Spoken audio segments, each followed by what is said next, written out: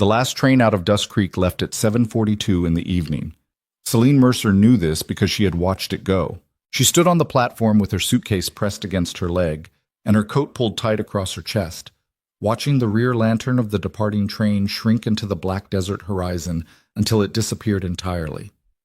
The sound faded slowly, the rhythmic clank of iron wheels on old track, and then there was nothing left but wind and the distant creak of a weather vane spinning on top of the station roof. She didn't cry. She had stopped doing that somewhere around the third or fourth time life had taken something from her without asking. What she felt instead was a familiar settling, the quiet collapse of hope into something denser and heavier that had no proper name, a kind of internal rearranging, the way a person shifts their weight when they realize the chair they're sitting in is broken and there's no other chair in the room. Celine picked up her suitcase and walked inside the station. The building was barely worth the name, one large room with a plank floor that had warped in the summer heat and never quite recovered. 3 wooden benches along the walls, each one worn smooth by decades of travelers who all had somewhere to be. A potbelly stove in the corner that hadn't been lit yet, though the October air outside had already turned cold enough to ache. A ticket window, closed and dark, with a handwritten notice taped to the glass that read, "Next service, 6:05 a.m." That was more than 10 hours away. Celine set her suitcase down beside the nearest bench and sat. The wood creaked under her. A lantern burned low on the counter near the window, throwing just enough light to see by. She folded her hands in her lap and stared at the floor. She was 26 years old. She had traveled 400 miles. And the family she'd come to work for, the Aldermans, a couple who had placed a notice in the Eastern papers for a domestic hand with experience in cooking and child-minding, had opened their door, looked her up and down for approximately 4 seconds, and then told her the position had already been filled. "When?" Celine had asked. She hadn't meant to sound sharp. It came out sharp anyway. Mrs. Alderman, a thin woman with a mouth built for disapproval, had glanced past Celine's shoulder rather than at her face. "Recently," she said. "We sent a letter." "I didn't receive a letter." "Well," Mrs. Alderman's chin lifted slightly. "These things happen." And the door had closed. Not slammed. That would have at least been honest. It closed the way polite rejections always close, slowly, deliberately, with a soft and final click that somehow felt louder than any slam. Celine had stood on the alderman's porch for a moment, holding her suitcase, listening to the sound of voices resuming inside. A child laughing, the clink of dinnerware, life continuing without her, as it so often did. She had turned and walked back toward town. She'd arrived at the station with 12 minutes to spare before the last train. 12 minutes to decide whether to spend her last few coins on a ticket back east and return to a city where she had no work, no family, and no real prospects, or to stay and see if Dust Creek had anything better to offer than its name suggested. She had stood at the ticket window. She had not bought a ticket. The train had left without her. Now she sat in the empty station and tried to think clearly, which was difficult when her stomach had been empty since noon and the cold was beginning to seep through the walls. She had $7.40. Enough for a room somewhere, if she was careful. Enough for a few days of food, if she ate like someone trying to disappear. After that, she didn't know. She would have to find work quickly. Something, anything. Dust Creek was small, but small towns still needed hands. Laundry, cooking, maybe a shop owner looking for help. "You've done harder things," she told herself. She wasn't entirely sure that was true, but she said it anyway. She must have drifted for a while because the sound of the door opening startled her badly enough that she stood up before she was fully awake and knocked her suitcase off the bench. It hit the floor with a clatter. 2 small figures burst through the door ahead of a cold gust of wind. Girls, twins by the look of them, 8 or 9 years old, both wearing coats that were slightly too big and hats that were slightly too small, which gave them the appearance of children who had dressed themselves in a hurry. Which, Celine would later learn, they had. They stopped when they saw her. The taller one by about half an inch, dark-haired, serious-eyed, stared at Celine with the unblinking assessment that children are capable of when they haven't yet learned it's rude to stare. The other one, slightly rounder in the face and quicker to smile, looked at the fallen suitcase and then back at Celine. "Sorry," said the smiling one. "We didn't know anyone was in here." "It's all right," Celine said. She crouched and picked up the suitcase, checked the latch, still holding. "I didn't hear you coming." "We weren't trying to be quiet," said the serious one. "Ivy," said the smiling one, in the tone of someone who had delivered that single-word correction many times before. "What?" "I'm just saying we weren't." The smiling one looked back at Celine. "I'm June. That's Ivy. We're looking for our father." "Is he usually in train stations?" June thought about this seriously. "Not usually, but he said he was coming to check on something in town, and he takes a long time sometimes, and we got worried." "We weren't worried," Ivy said. "You asked me every 5 minutes if we should go look for him. That's not worried. That's just keeping track." Celine almost smiled. Almost. "I haven't seen anyone else come through tonight." "He might have come before you got here," June said. She was looking at Celine with the kind of open curiosity that has no meanness in it. The look of a child who is interested in a person the way she might be interested in an interesting rock or an unusual bird. Not judging, just looking. Celine was not accustomed to being looked at without judgment. It made her oddly uncomfortable. The door opened again. This time it was slower and heavier, and the man who came through it had to duck slightly under the frame.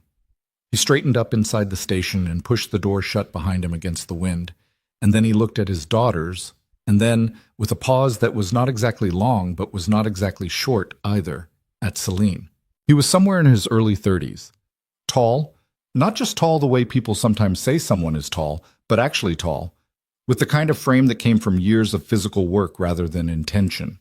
Dark hair, grown out past what careful men kept it, pushed back from his forehead.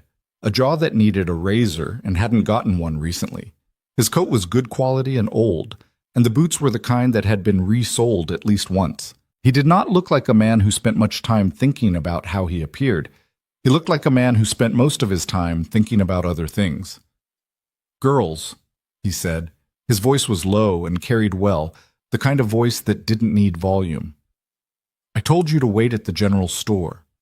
"You said you'd be 20 minutes, Ivy said. "I was 35, June added helpfully. I counted. Something moved in this man's expression. Not quite exasperation, not quite amusement. The particular expression of a parent who knows they are outnumbered and have accepted it. His gaze moved back to Celine. He didn't ask any questions, which was already different from most people. He just looked, the way someone looks when they are actually trying to understand something rather than confirm what they already think. "You're not from here," he said. Not accusatory, just observational. "No. Train?" "I arrived on the 4 o'clock. The last one already left." A beat. "Where are you headed?" Celine looked at him steadily. "I was headed here."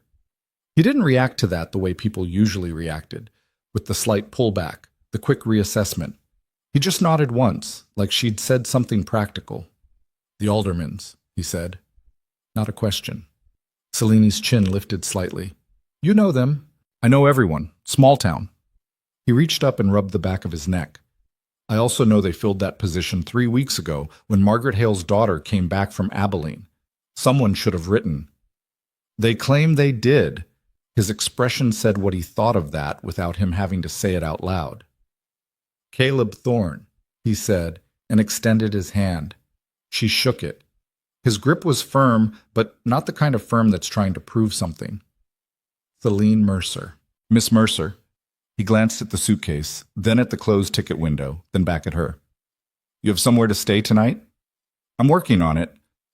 The twins were watching this exchange with the attentiveness of children at a theater. "There's no hotel in Dust Creek," Caleb said. "There's a boarding house on Maple Street run by a woman named Clara Briggs. She might have a room, but she goes to bed at 8 and doesn't appreciate being knocked on after." Celine glanced at the clock on the wall. 8:23. "Wonderful," she said quietly. She hadn't meant to say it out loud. It came out anyway. Caleb Thorne was quiet for a moment. He looked at his daughters. Some kind of communication happened that Celine couldn't quite read. June's eyes got wide and bright. Ivy's narrowed slightly in thought. And Caleb looked at the ceiling for a moment as if consulting something located just above the station roof. Then he looked back at Celine. "My girls need someone like you," he said. She stared at him. "I don't know you," she said carefully. "You don't know me." "No." He didn't seem troubled by this. But I know June and Ivy haven't laughed at anything in about the time since their aunt left 6 months ago. And I know that in the 2 minutes since you've been talking with them, June has laughed twice and Ivy almost did. Celine looked at the girls. June was beaming. Ivy was doing the thing where you compress your lips very hard to prevent a smile, which is itself a form of smiling. She looked back at Caleb Thorne.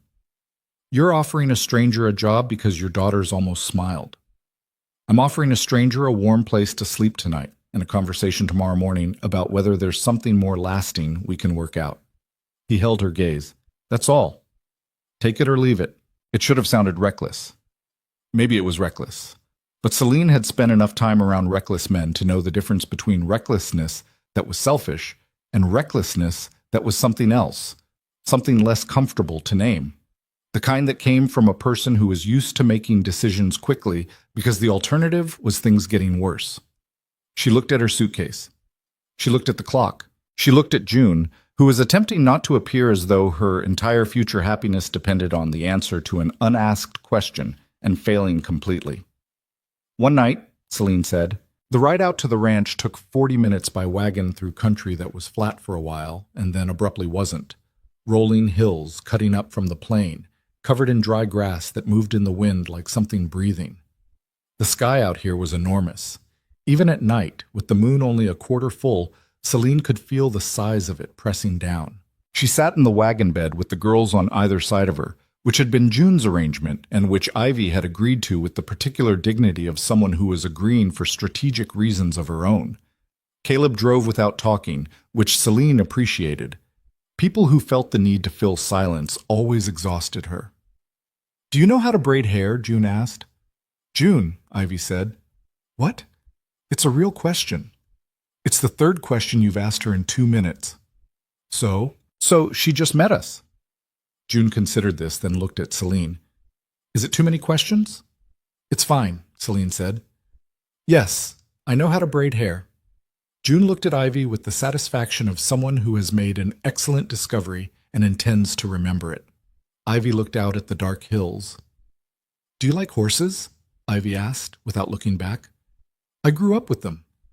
A pause. Ivy glanced back. What kind? Mixed.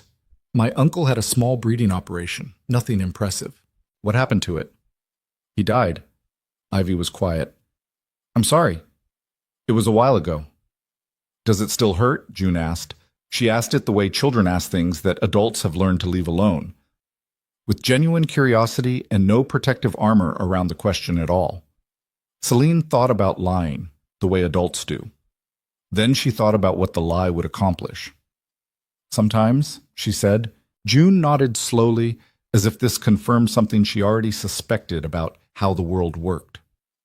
The wagon turned off the main road and began the last stretch toward the ranch.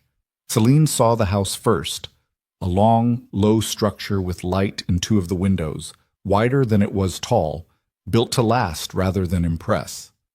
Then the barns behind it, large dark shapes against the darker sky, fencing that went further than she could see. It was a serious piece of land. She hadn't expected that, though she couldn't have said what she'd expected instead. Caleb pulled the wagon to a stop by the house and climbed down. He lifted June off the back. She allowed this, and held a hand up for Celine, which she used to step down without making it into anything. He carried her suitcase up the porch steps without asking, which she started to object to and then didn't, because the suitcase was genuinely heavy and her arm was tired. The front door opened before he reached it. Silas Thorne was not what Celine expected either. She had constructed in her mind, somewhere during the wagon ride, an image of Caleb's father as a version of the men who had blocked her way before. Large, suspicious, proprietary, about things that weren't entirely theirs to own. She had built this image from nothing, which she recognized was unfair. But recognition and behavior are different muscles, and hers wasn't always strong. Silas was in his 60s and looked every year of it, but the kind of every year that comes from work and weather rather than from defeat. He was shorter than his son by several inches, with white hair still thick enough to argue with a comb, and eyes that were the same dark shade as Caleb's. He stood in the doorway in his boots and his suspenders over a flannel shirt that had been washed so many times it had become its own shade of gray. He looked at Celine. then at Caleb, then at Celine again. "This the woman from the station?" he said. "Yes, sir," Caleb said. "Alderman's turn her out?" "More or less." Silas made a sound that was not quite a word and stepped back from the door. "Well, come in then. Coffee's still on." That was all. No questions about who she was or where she'd come from or what she intended. Just come in and coffee's still on, delivered in the tone of a man who had seen enough of the world to know that people were mostly people and the rest was details. Celine stepped inside. The house was warm, not the stifling artificial warmth of a room that has been closed too long, but the real warmth of a place with a good fire and enough cooking smell still hanging in the air to make it feel occupied. The front room had a long table, mismatched chairs, shelves with books and tools, and things that had no immediate category. Boots by the door in 3 sizes: adult large, child medium, child also medium. A coat rack overwhelmed by its assignment. It looked like a house where people lived. This sounds obvious. It isn't. Celine had been in houses that were performative, rooms arranged to show that the people inside had succeeded at something.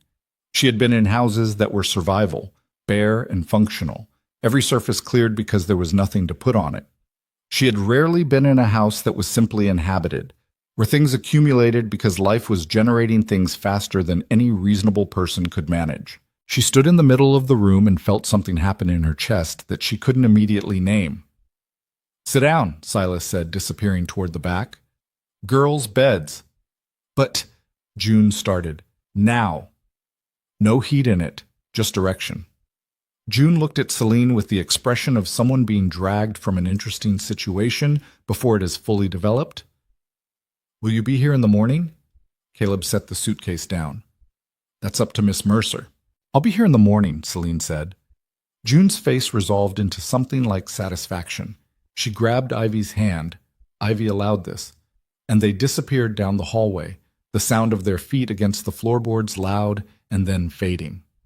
Celine and Caleb stood in the front room. "I should have asked before offering," he said. He wasn't looking at her. He was looking at the hallway where the girls had gone. "About what the work actually is?" "You probably should have." He looked at her. There was something in his expression that might have been the beginning of a smile, held just short of completion. "The last woman who helped with the girls, my sister-in-law Ruth, she left in April. Her mother's health. I understand it. But June and Ivy have had a difficult time of it since." He paused. "And I'm better at running this ranch than I am at everything else." "What does everything else mean?" "Braiding hair," he said, with the flatness of someone making a confession they find slightly embarrassing. "Knowing when a problem is actually about feelings rather than whatever they're saying it's about. Knowing what to say when something hurts and there's no fixing it." Celine was quiet. "Those aren't small things." "No." He said it plainly. "They're not." Silas came back with 2 mugs and set them on the table without ceremony. "There's a room off the kitchen," he said to Celine. "It's not fancy." "I don't need fancy." "Good." He looked at her for a moment. "You had supper?" She had not had supper. She had been too proud to say so in town, and too tired to figure out how to bring it up on the wagon, and she had been telling herself for the last 2 hours that she wasn't particularly hungry, which was a lie her stomach was currently and loudly contradicting. "No," she said. Silas nodded and went back toward the kitchen. Celine sat at the table. Caleb sat across from her. Neither of them spoke for a moment, which was not an uncomfortable silence. It was the silence of 2 people who are trying to figure something out and haven't gotten there yet. "Why did you really stop at the station?" Celine asked. Caleb wrapped both hands around his mug. "I needed to check if a delivery manifest had come in on the 4 o'clock. "And had it?" "No." "So you came in for nothing?" "Apparently not," he said. Celine looked at him. He looked back. He wasn't trying to make anything romantic out of that sentence. She could tell by the way he said it, matter of fact, just a thing that was true, which somehow made it land differently than if he'd been trying. She looked down at her coffee. She did not sleep well. The room off the kitchen was as advertised. Small, functional, furnished with a narrow bed and a chest of drawers and a window that looked out on the back of the nearest barn. She lay in the dark listening to the sounds of a working ranch at night. Something shifting in the barn, the wind against the glass, A dog somewhere on the property completing a thorough audit of all things that smelled interesting.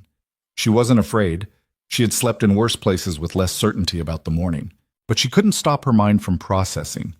"This is someone's charity," said one part of her. "You walked into a stranger's house because you had no other option. That is not salvation. That is just one more thing to owe." "The girls are real," said another part. "The warmth in this house is real. That matters. Real things end," said the first part. "You know that better than anyone." She stared at the ceiling until sometime after midnight and then finally, grudgingly, fell asleep. In the morning, June was standing outside her door when she opened it. Celine pulled up short. June looked up at her, unsurprised. "How long have you been there?" Celine asked. "Not that long." "How long is not that long?" June looked at the window at the end of the hall, calculating. "Since the light changed?" The light had been up for at least an hour. Celine looked down at her. June looked back. She had her hair in two braids that were coming apart at different rates, like she'd redone them herself sometime in the night and gotten partway through before running out of confidence. "Come on," Celine said. Let's find the kitchen." Breakfast was already in motion when they got there. Silas was at the stove, doing something efficient and uncommunicative with eggs and bacon and a cast-iron pan that looked like it had survived several generations. Ivy was at the table with a book open in front of her, eating without looking at what she was eating, which is the particular skill of a child who lives primarily in her own head. Caleb was already gone. "He's up before the sun most days," Silas said without being asked. He handed Celine a plate. "Sit." She sat. June climbed into the chair beside her and immediately began watching Celine eat with the focused attention of a scientist observing something new. Celine decided not to mention it. "Ivy," Silas said, "book down." Ivy turned the page first, then set the book down with her thumb in it. "Down." She set it flat on the table. Silas brought the coffee pot and refilled Celine's mug before she'd finished the first cup. She noticed he hadn't asked whether she wanted more. She noticed she didn't mind. The morning passed in a way she hadn't expected. Not awkward and not forced, but busy in the way of a place that had too many things requiring attention and not enough people to attend to them. Silas gave her a tour of the property in about 20 minutes, which covered the main house, both barns, the bunkhouse where 3 ranch hands lived, the kitchen garden, and the pump house, all delivered in the minimal style of a man who assumed people were competent enough to ask if they had questions. She did have questions, she saved them. The horses she noticed on her own. There were 7 of them in the main barn, a mixed group, well-kept, the kind of horses that told you something good about the people who maintained them. One of them, a gray mare with a white blaze, put her nose over the stall door and looked at Celine with the enormous patience of horses that have decided a person is interesting. Celine held out her hand. The mare sniffed it. "That's Constance," said Ivy from somewhere behind her. "She doesn't usually do that." "Do what?" "Let people touch her right away. She waited 3 weeks before she let Papa." Celine looked at the mare. The mare looked back. "Animals are better judges than people sometimes," Celine said. "Papa says that too," Ivy said. She was quiet for a moment. "Are you going to stay?" Celine turned. Ivy was standing a few feet away, hands in her coat pockets, looking at Celine the way she had looked at her the night before. Direct, assessing, not unkind but not soft either, the kind of look that wanted an honest answer. "I don't know yet," Celine said. Ivy nodded once, like that was acceptable, like she could work with that. Word travels fast in small towns, not through any particular mechanism. No town crier, no official announcement, just the 1,000 tiny capillaries of a community where everyone's business is visible to everyone else's windows, and the habit of noticing has been refined over generations into something close to art. By noon of Celine's first full day at Thorn Ridge, most of Dust Creek knew that Caleb Thorne had brought a woman home from the station. By afternoon, the story had grown details it hadn't had at noon. She'd heard the whispers herself, indirectly, when Silas sent her into town for supplies. The woman at the dry goods counter had been polite in the particular way that polite people are when they are being polite as a form of information gathering. The man outside the hardware store had looked at her with the transparent interest of someone who wanted to be seen noticing something. Two women in conversation near the post office went quiet when she passed and resumed. When she was far enough away that they thought she couldn't hear, she could hear. She had very good ears and a lifetime of practice at being the subject of conversations that assumed she couldn't. Caleb Thorne's new woman doesn't look like much, does she? What does that say about his judgment, bringing a stranger home like that? She kept walking. She bought the supplies. She loaded them in the wagon. She drove back to Thorn Ridge with her back straight and her eyes forward and her hands steady on the reins. She had been talked about before. She was still here. The first time she met Lenora Pike, she almost missed the significance of it. It happened outside the general store on the second afternoon when Celine was returning a borrowed crate. Lenora came around the corner of the building with a basket over one arm and a woman Celine didn't know on the other side, deep in conversation that stopped the moment Lenora's eyes found Celine. Lenora was a handsome woman in her mid-50s, strong-featured, well-dressed in the way that frontier wealth expressed itself, which was less about flash and more about quality. Silver hair, mostly. Something around the eyes that said she was used to getting what she wanted and had only occasionally been wrong about that. She looked at Celine with an expression that was perfectly constructed to look like nothing at all. "You must be the young woman staying with the Thorns," she said. "Yes," Celine said. "Celine Mercer." Lenora Pike. She said it the way some people say their name, as information they assume is already significant to you. "I've known the Thorne family for a great many years. Caleb's girls are just precious." "They are," Celine agreed. "It's a shame," Lenora said, "that Caleb hasn't been able to find more permanent support for them." She said permanent in the particular way of a word that contains another word inside it, and that other word is appropriate. "Still, I'm sure something will work out." She smiled at Celine with her mouth.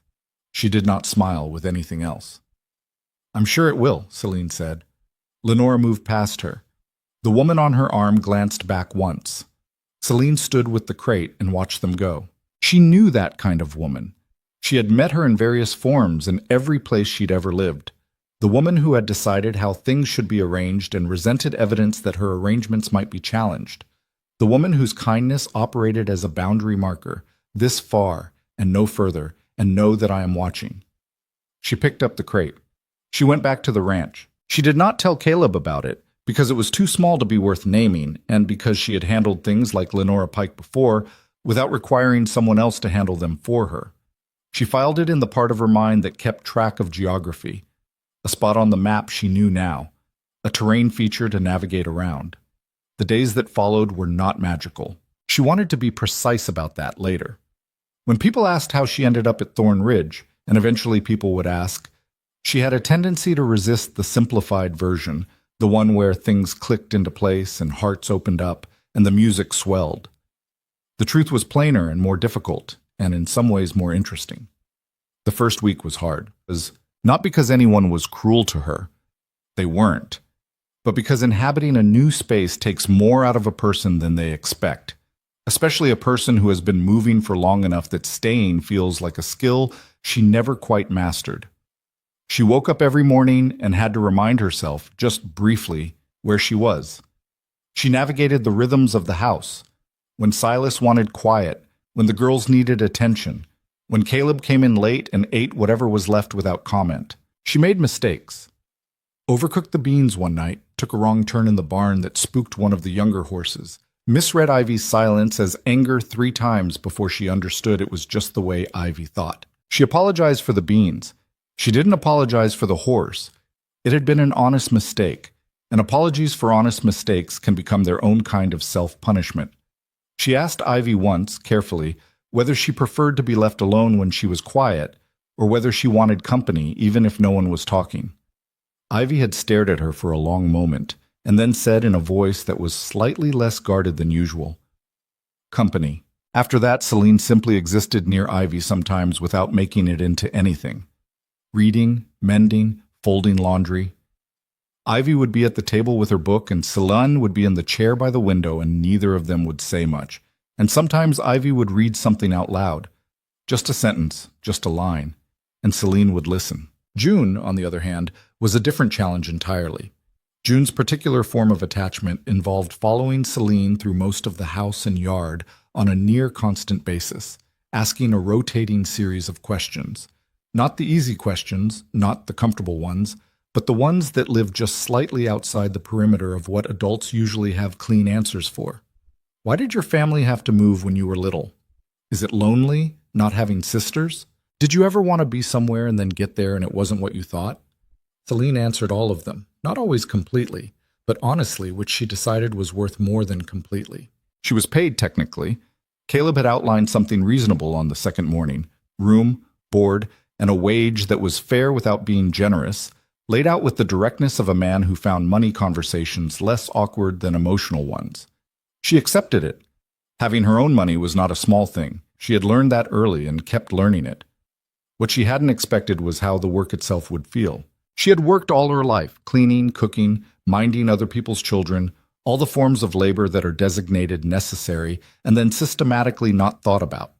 She had done it competently and without complaint, and mostly without caring about it, because caring about things you have no ownership over is a fast path to a particular kind of misery. But the twins were not other people's children in the same way. She couldn't explain it precisely, and she didn't try. It was something in the way June announced things. Not told Celine, but announced like Celine was specifically the person who needed to hear this.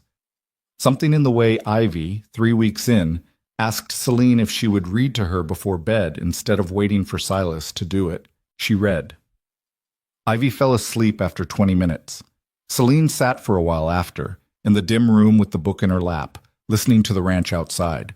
She wasn't comfortable exactly. She was something harder to name than comfortable. She was beginning to be somewhere. The conversation she'd been avoiding with herself finally caught up with her about a month in. She was at the pump house, working a stuck valve with a wrench she'd borrowed from the equipment barn, when Caleb appeared around the corner with the length of pipe he'd apparently been tasked with replacing. They worked alongside each other for a while in the way of people who have gotten used to shared silence without having discussed it. "You're not planning to leave," Caleb said finally. Not a question exactly. Celine set the wrench down. "What makes you say that?" "The way you've started organizing the supply room." He glanced at her. "A person who's leaving doesn't reorganize things." She looked at the pipe in his hands. "I reorganized it because the previous system made no sense." "I know, I made the previous system." He fitted the pipe into place. "I'm not objecting." She was quiet for a moment. "I'm not planning to leave," she said. "All right. That's all you're going to say about it?" He turned to look at her. There was something deliberate in the way he said the next thing, not rehearsed, but chosen. "I'm not good at saying things I feel. I know that about myself. But the girls are better since you came. The house is better, and I noticed that." He turned back to the pipe. "That's what I'll say about it." She stood there. She had been told she was valued before, usually in the same sentence as a reason why the value was about to be reduced. She had been told she was needed, which often meant you are convenient. She had been told she was appreciated, usually right before something was taken away. She did not know, yet, which of those this was. But she noticed that her hands, wrapped around the wrench in the cold afternoon, had stopped shaking. She hadn't realized they'd been shaking. She picked the wrench back up and went back to the valve. After a moment, Caleb said, "The valve threads are stripped. You're going to need to replace the whole fitting." "I know," she said. "I was getting to that."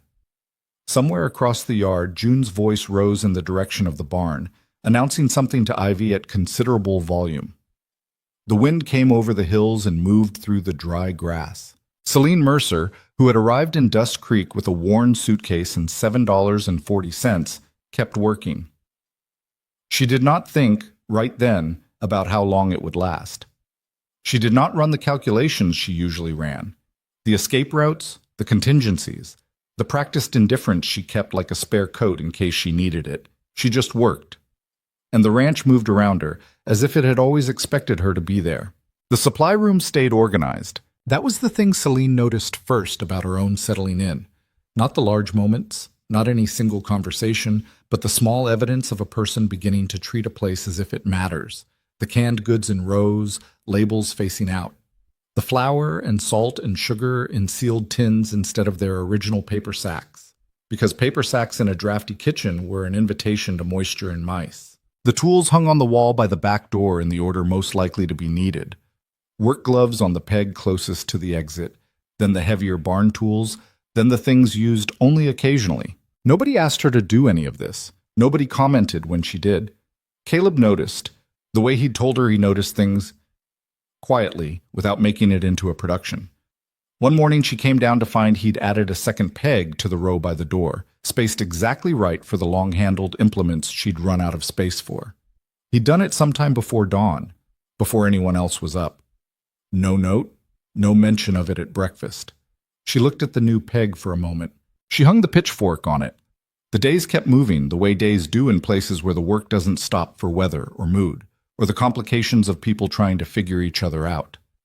October gave way to November, and November brought the kind of cold that had teeth in it. The wind off the open plains finding every gap in every wall and reminding the house that it was, when all was said and done, a collection of wooden nails standing against something much larger than itself. The twins had strong opinions about cold weather. June's opinion was that it was an opportunity to be inside with blankets and books, and the particular pleasure of hearing wind when you were not in it. Ivy's opinion was that cold was no excuse for not doing things, a position she held with the conviction of someone who had decided it was a character issue. They compromised as they usually did by arguing about it until whichever adult was nearest made a decision for them.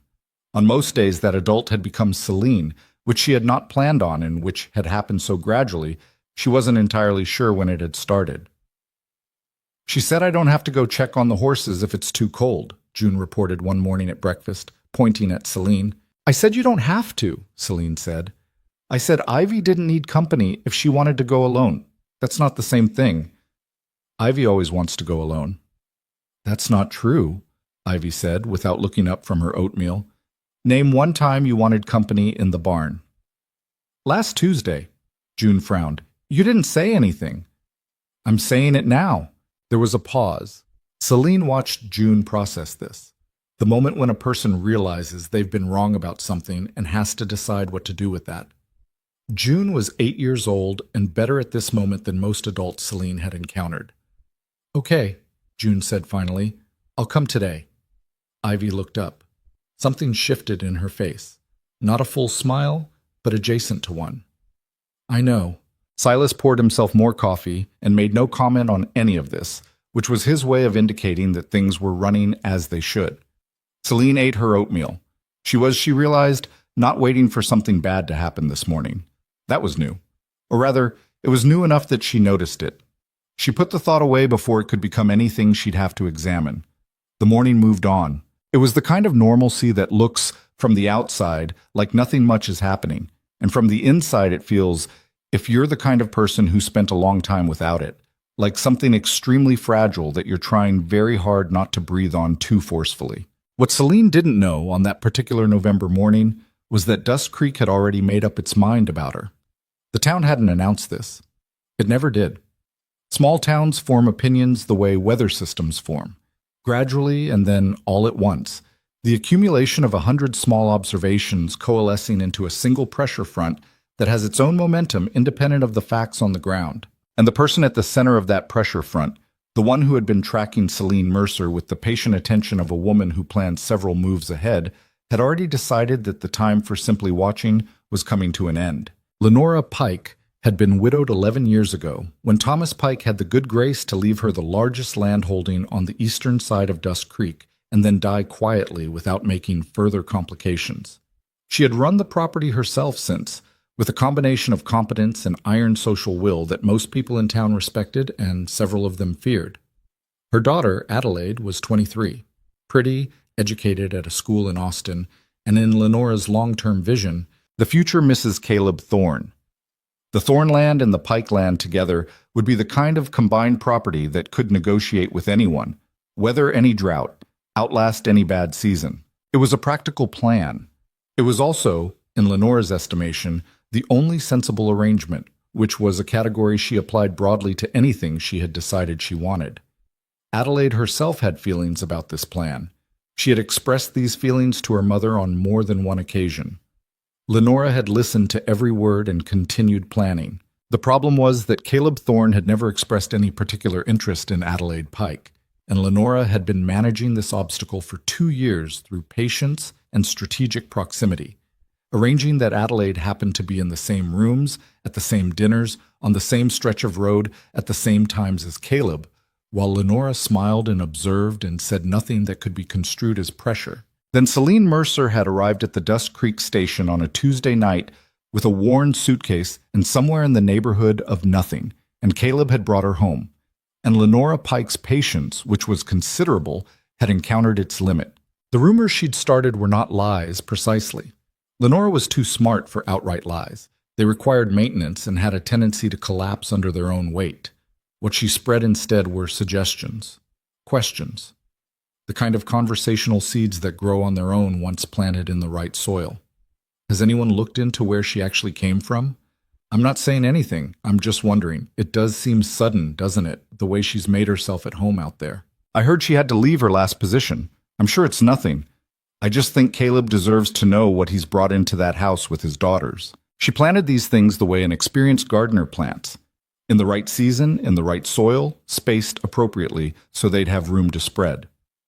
And Dust Creek, which was a town full of people who were not bad people, but who were bored people in the way all small, isolated communities are bored, and for whom a fresh story was a kind of nourishment, Dust Creek received these seeds and did what good soil does. Celine felt the change before she could name it. It was in the third week of November, on a supply run, when the woman at the dry goods counter, Mrs. Fenwick, who had been merely probing before, now had something sharper behind her pleasantness. "Getting settled out at Thorn Ridge?" she asked, wrapping the flower parcel with more deliberateness than the task required. "Well enough," Celine said. "It's an interesting arrangement," Mrs. Fenwick said. "Is it?" "Well, you know how people talk." "I do," Celine said. She kept her voice neutral. "What are they saying?" Mrs. Fenwick blinked. She had expected deflection or discomfort, the response of a woman who felt she owed something to the opinions of others. She had not expected a direct question, delivered without aggression but also without flinching. "Oh, nothing specific," she said, and suddenly found the string for the parcel required her full attention. Celine took her parcel and went to the next item on the list. She was angry. She kept it in the part of her that kept things the same place where she put the cold and the loneliness and the 400 miles and the alderman's door closing with that soft, deliberate click. She put it there because taking it out right now would not help anything, and she had learned, through long and occasionally painful practice, the difference between feelings that needed expressing and feelings that needed storing.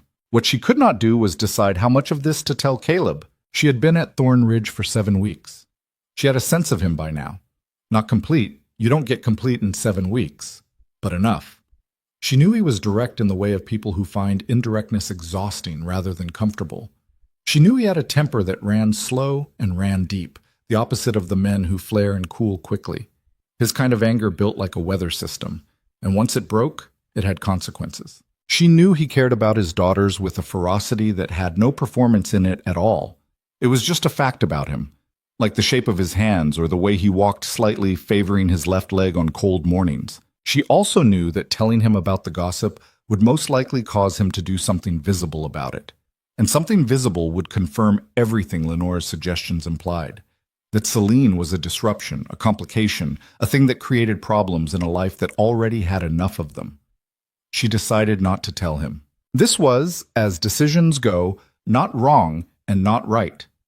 It was the decision of someone who is still operating from old muscle memory. The habit of a person who has handled things alone for so long that involving another person feels less like help and more like creating a debt. She drove back to the ranch. She unloaded the supplies. She reorganized the spice shelf because someone had clearly put the paprika where the cayenne was supposed to go, which was the kind of small wrongness that, on a difficult afternoon, was deeply satisfying to correct. "You're doing that thing," said Ivy's voice from the doorway. "What thing?" "The organizing thing. When something's wrong." Celine stopped with her hand on the cayenne. She turned to look at Ivy, who was leaning in the doorframe in the particular way of children who know they are observing something and have decided to be honest about it. "How do you know that?" Celine asked. Ivy shrugged. "Papa does it with fences. When something's bothering him, he goes and fixes all the fences that don't need fixing." Celine put the cayenne in its correct place. "Nothing's wrong," she said. Ivy looked at her for a long moment. Then she said, Okay, in the tone that actually means I don't believe you, but I won't push it. It was an extremely Ivy thing to say. Celine almost smiled. Go wash up for supper. It's not supper time yet? Go wash up early. Ivy went with the elaborate dignity of someone complying under protest. Celine stood in the supply room for a moment alone, with the shelves straight and the labels facing out and the cayenne in its correct position. The wind was picking up outside. She could hear it against the corner of the house, that low moan that meant the temperature was dropping again. She would handle this herself. She always had. She was still telling herself this when the actual difficulty arrived, 3 days later, in the form of a conversation that came to her rather than the one she'd been bracing for. It was Silas who told her. He did it the way he did most things, without announcement or softening, over coffee at the kitchen table on a gray Wednesday morning when Caleb had been out since before light, and the girls were still asleep. You know what Lenora Pike's been saying around town? He said. Not a question. Celine looked at him over her mug. Some of it. She's saying you had to leave your last job in disgrace, that you're looking for someone to attach yourself to for financial security. He paused. She's also saying things about your character that I won't repeat because they're not worth the air. Celine held the mug with both hands. Outside, the wind moved through the yard. Is Caleb hearing this? She asked. He's starting to. People talk to him in town. Silas looked at her steadily.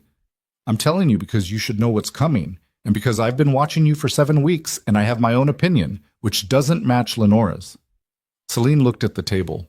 I didn't leave any job in disgrace, she said. I left my last position in Kansas because the family relocated and didn't take me with them. Before that, the woman I worked for in St. Louis died, and her children sold the house. Before that, she stopped. I have reference letters from every position I've held. I brought them. They're in my room. I know, Silas said. She looked at him. You know? I asked to see them. First morning. He said this matter-of-factly. You were at the barn with Constance. I looked through your suitcase. She stared at him. You looked through my suitcase, she said. I did. Without asking. You were in my son's house with my granddaughters, Silas said, without a trace of apology, and I didn't know you from a hole in the ground. I'd have done it to anyone. He took a sip of his coffee. The letters were good.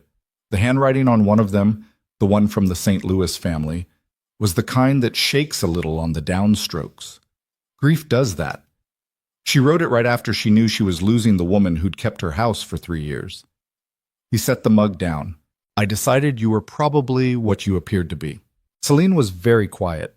She was not sure whether to be angry, and she tested the feeling the way you test ice, carefully, applying small pressure.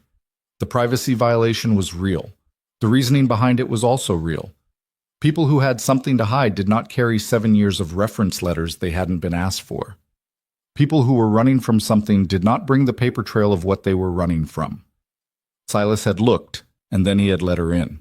You could have told me, she said finally. I could have, he agreed. I'm telling you now. It was an imperfect apology that did not call itself an apology, which was, she was beginning to understand, how Thorne men apologized. What are you going to do about Lenora? She asked. Nothing, Silas said. Lenora Pike's been doing what Lenora Pike does for 30 years, and she always runs into the same problem eventually. The truth. He looked at Celine. The question is what you're going to do. About what? About telling Caleb. She was quiet. He'll hear it all eventually, Silas said. He's already hearing parts. He's a stubborn man, and he'll defend you without knowing what he's defending you from, which puts him at a disadvantage. He paused. I can tell him, or you can. Celine thought about the fences, about the way Caleb walked the property in the early mornings, working on things that didn't need working on when something was sitting on him, about the way he'd said, at the pump house, I'm not good at saying things I feel, the plainest, most unguarded sentence she'd heard from him. I'll tell him, she said. She told him that evening after supper when the girls had gone to do their homework and Silas had excused himself with the particular tact of an old man who knows when a room needs fewer people in it. Caleb was at the table with the ranch ledger open in front of him and a pencil he'd been turning in his fingers for the last 20 minutes without actually writing anything. She sat down across from him and told him what she knew. Not everything she'd felt about it, but the facts, the rumors, The source, what had been said, and what the likely intention behind it was. She said it plainly, the way she'd learned to report difficult things, without excess emotion, because excess emotion in the delivery sometimes caused the listener to focus on the emotion rather than the thing. He was still while she talked. The pencil stopped turning. When she finished, there was a silence that lasted long enough for the wind to push something off the porch outside with a small clatter. "She said you were after my money," Caleb said. His voice was very even. "Something like that." He looked at the ledger. "We're not a rich operation, Miss Mercer. We're a working one. Comfortable, most years. Difficult, some years." "I know that." She looked at him. "I'm not telling you this because I need you to defend me. I'm telling you because Silas said you'd hear it anyway, and I'd rather you hear it from me." He looked up from the ledger. Something moved in his expression. Not the beginning of anger, she realized. Something more careful than that. "What happened at your last job?" he asked. She told him that too. All of it. In the same plain voice. The family in Kansas, the woman in St. Louis, the string of positions before that, each one ended by circumstances that had nothing to do with her competence and everything to do with the precarious nature of being a woman who worked for other people and therefore had her life managed by other people's choices. She told him about arriving in Dust Creek and standing at the alderman's door and hearing that soft, definitive click. When she stopped, he was quiet for a moment. "How long have you been doing this?" he asked. "Moving?" "Since I was 19? She paused. 7 years. He turned the pencil once. "That's a long time to not have somewhere to be." She looked at the table. "Yes." He didn't say anything else for a while. She could hear the lamp hissing softly and the creak of the house in the wind, and somewhere down the hall, Ivy's voice reading something aloud to June, which June apparently needed help with and would not admit. "Lenora Pike," Caleb said finally, "has wanted me to marry her daughter for 2 years. I'm not going to do that. I've told her as clearly as I know how without being cruel about it, and she has chosen not to believe me." He closed the ledger. "This is not your problem to solve. It's mine." "It's become mine," Celine said. "I know." He met her eyes. "I'm sorry for that." She held his gaze. "Don't be sorry. Just don't handle it in a way that makes it worse." Something shifted in his face at that. Not offense. Recognition. He recognized that she was telling him something true about himself. "You think I'll handle it badly. I think you'll handle it directly and immediately, and that will give Lenora exactly what she wants, which is a scene she can interpret." A long pause. "You might be right," he said, which came out like it cost him something. "I'm often right about people," she said, and she meant it without arrogance. It was just a fact about her, the way reading terrain was a fact about him. "It doesn't mean I'm always right about what to do about it." He almost smiled. The same almost smile she'd seen in the station on the first night, held just short of all the way. "I'll think before I do anything," he said. "That's all I'm asking." She stood up. He stayed at the table. "Miss Mercer," he said as she reached the hall. She stopped. "Thank you," he said, "for telling me." She nodded once and went to her room. She lay in the dark with the sound of the ranch around her and let herself feel, just briefly, the complicated thing that had been building in her chest since she sat down across from him. Not the conversation itself, but the thing underneath it. The fact that she had told him, had trusted him with the real version of events rather than the managed one. Had not calculated the outcome first or prepared the retreat route in advance. She had just told him. She was not sure what to do with that. She was not sure there was anything to do with it yet. She stared at the ceiling and listened to the wind find the gaps in the walls, and after a while the lamp in the hallway went out as Silas made his last round of the house, and then there was only dark and cold and the sound of a working ranch at night, going about its business. Outside, the weather was building. Not the wind they'd had all week. Something heavier. The kind of low-pressed stillness that arrives before a real front moves through, when the air thickens and the horses in the barn stand different. Caleb's gray mare, Constance, had been restless since sundown, shifting and sighing in her stall, which was how she announced that something was coming that she didn't like. Celine had noticed, coming back from the barn after evening rounds. She had noted it the way she noted all the small signs that were accumulating. The clouds moving wrong, the smell of the air, the silence in the grass that usually had insects in it. She didn't know what kind of front it was yet. She would find out. 3 days later, she found out. It began, as disasters on the frontier often do, with something that looked like ordinary bad luck. A windstorm had been building since midday on a Friday, the kind that the plains people knew and the newcomers always underestimated, starting as a strong gusting and escalating through the afternoon into something sustained and driving that found every poorly secured thing on the property and tested it. By evening, the lanterns had to be kept low, and by 9 o'clock the bunkhouse hands were doubling up on the barn latches and piling extra feed in the stalls to keep the horses settled. The temperature had dropped 15 degrees since noon. The sky in the east had taken on the bronze quality that meant nothing good. The girls were inside, which Celine was grateful for.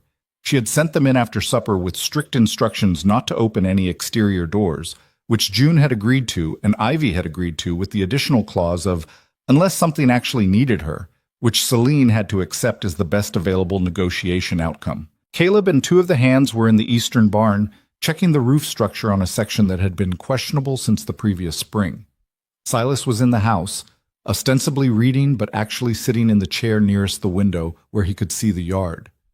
Celine was crossing the yard between the house and the western barn with a lantern, checking the latch on the grain storage door when she smelled it. Smoke.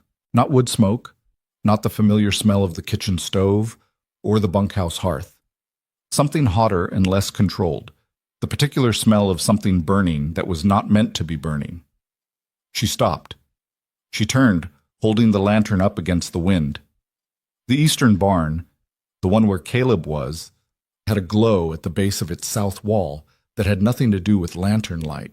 Everything that happened next happened very fast, which is how it always is, and simultaneously felt slow in the way that crises slow down your perception until you can see individual seconds. She ran. She hit the eastern barn door at a run and shoved it open, and the smoke came at her immediately.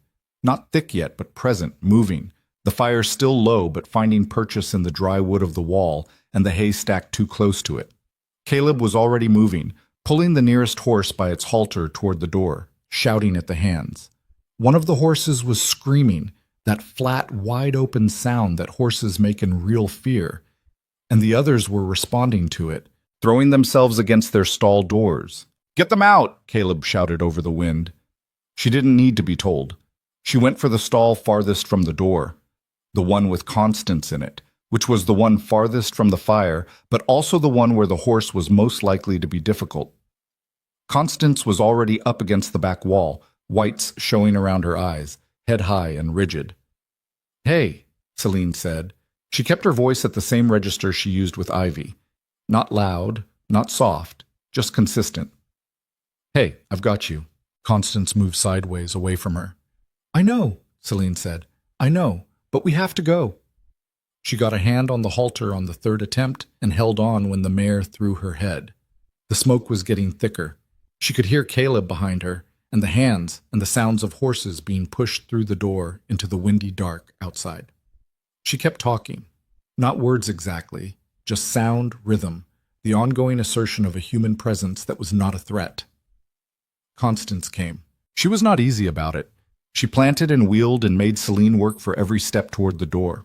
But she came. Celine got her out into the night air and handed the lead to one of the hands and turned back. "All of them?" she said to Caleb, who was outside now, his face dark with smoke shadow. "5 out. I thought 6.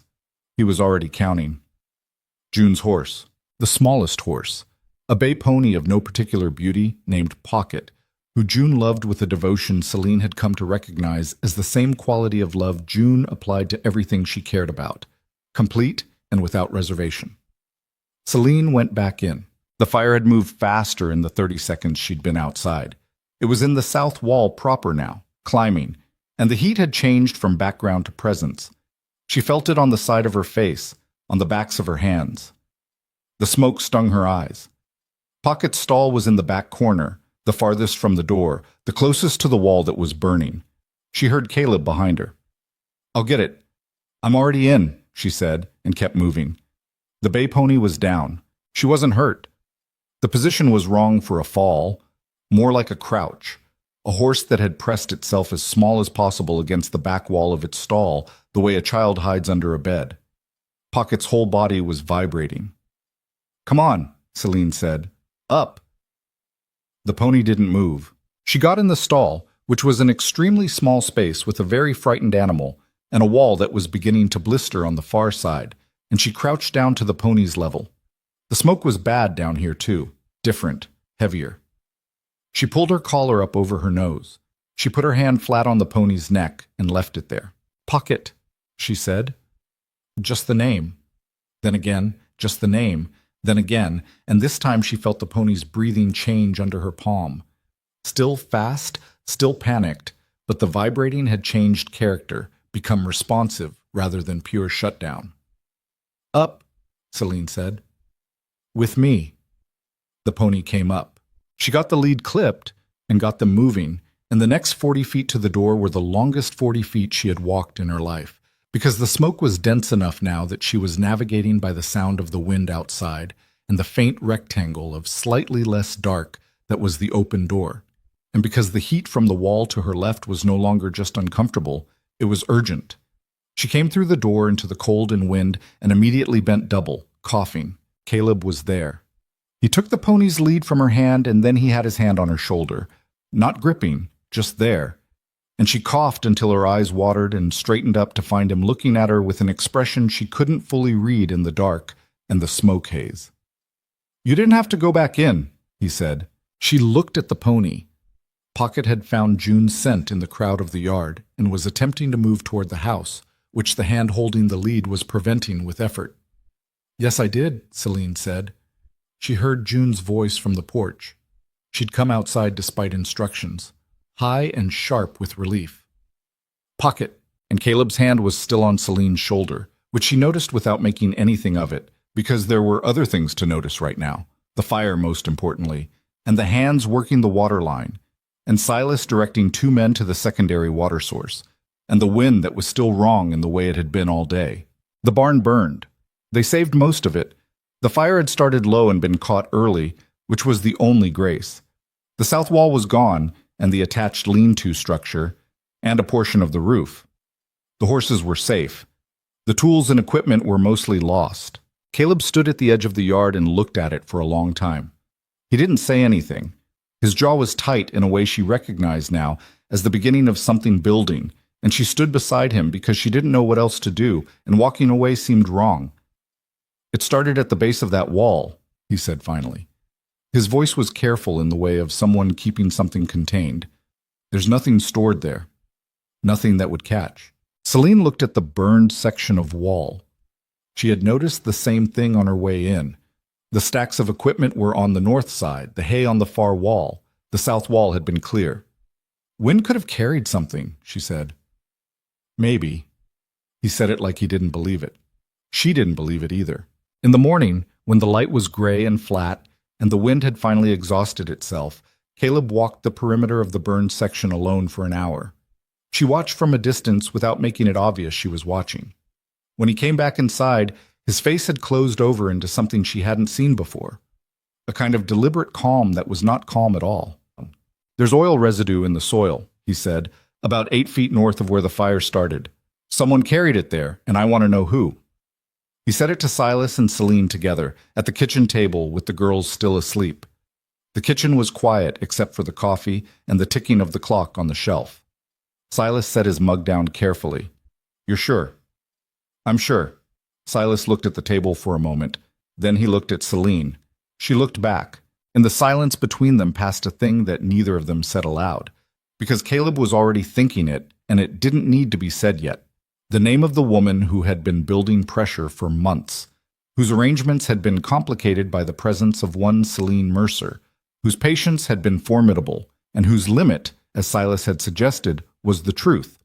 The truth, apparently, was more than she'd been willing to wait for. Caleb pressed his hands flat on the table. The controlled anger was in his voice when he spoke.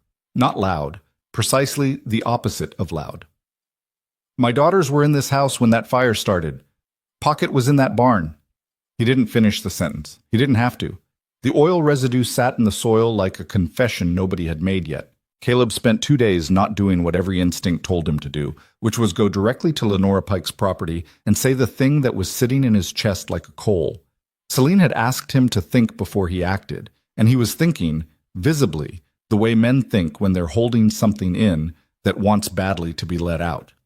He fixed 4 fence sections that didn't need fixing. He rehung a barn door that had been hanging fine for 3 years. He came in late for supper 2 nights running and ate without tasting anything. Silas watched him the way you watch a pressure gauge. Celine watched the girls. June had been quiet since the fire in a way that was wrong for her. The chattiness dialed down, the questions fewer.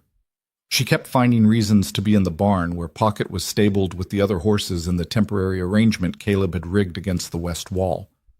She would stand in front of the pony's stall and not say anything, just stand there with her hand on the wood. And Celine understood this because she had her own version of it.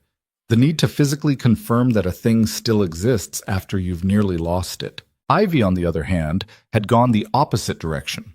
She was more present than usual, more alert, tracking the adults in the house with the quiet precision of a child who has understood that something dangerous happened and that the adults around her are still figuring out what to do about it.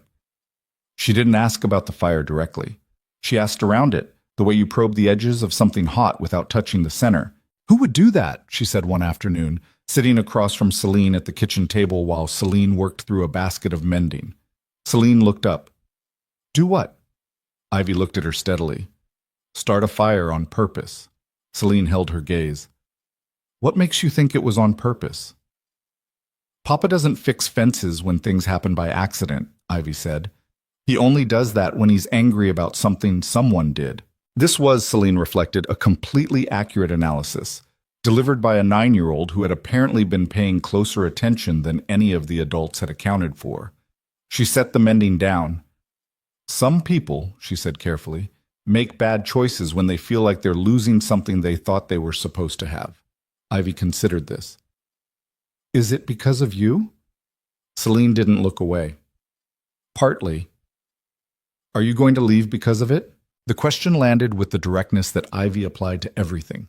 No softening around it, no protective padding. Just the thing itself, asked plainly, because she needed to know. "No," Celine said. Ivy looked at her for a long moment, the way she did when she was deciding whether to believe something.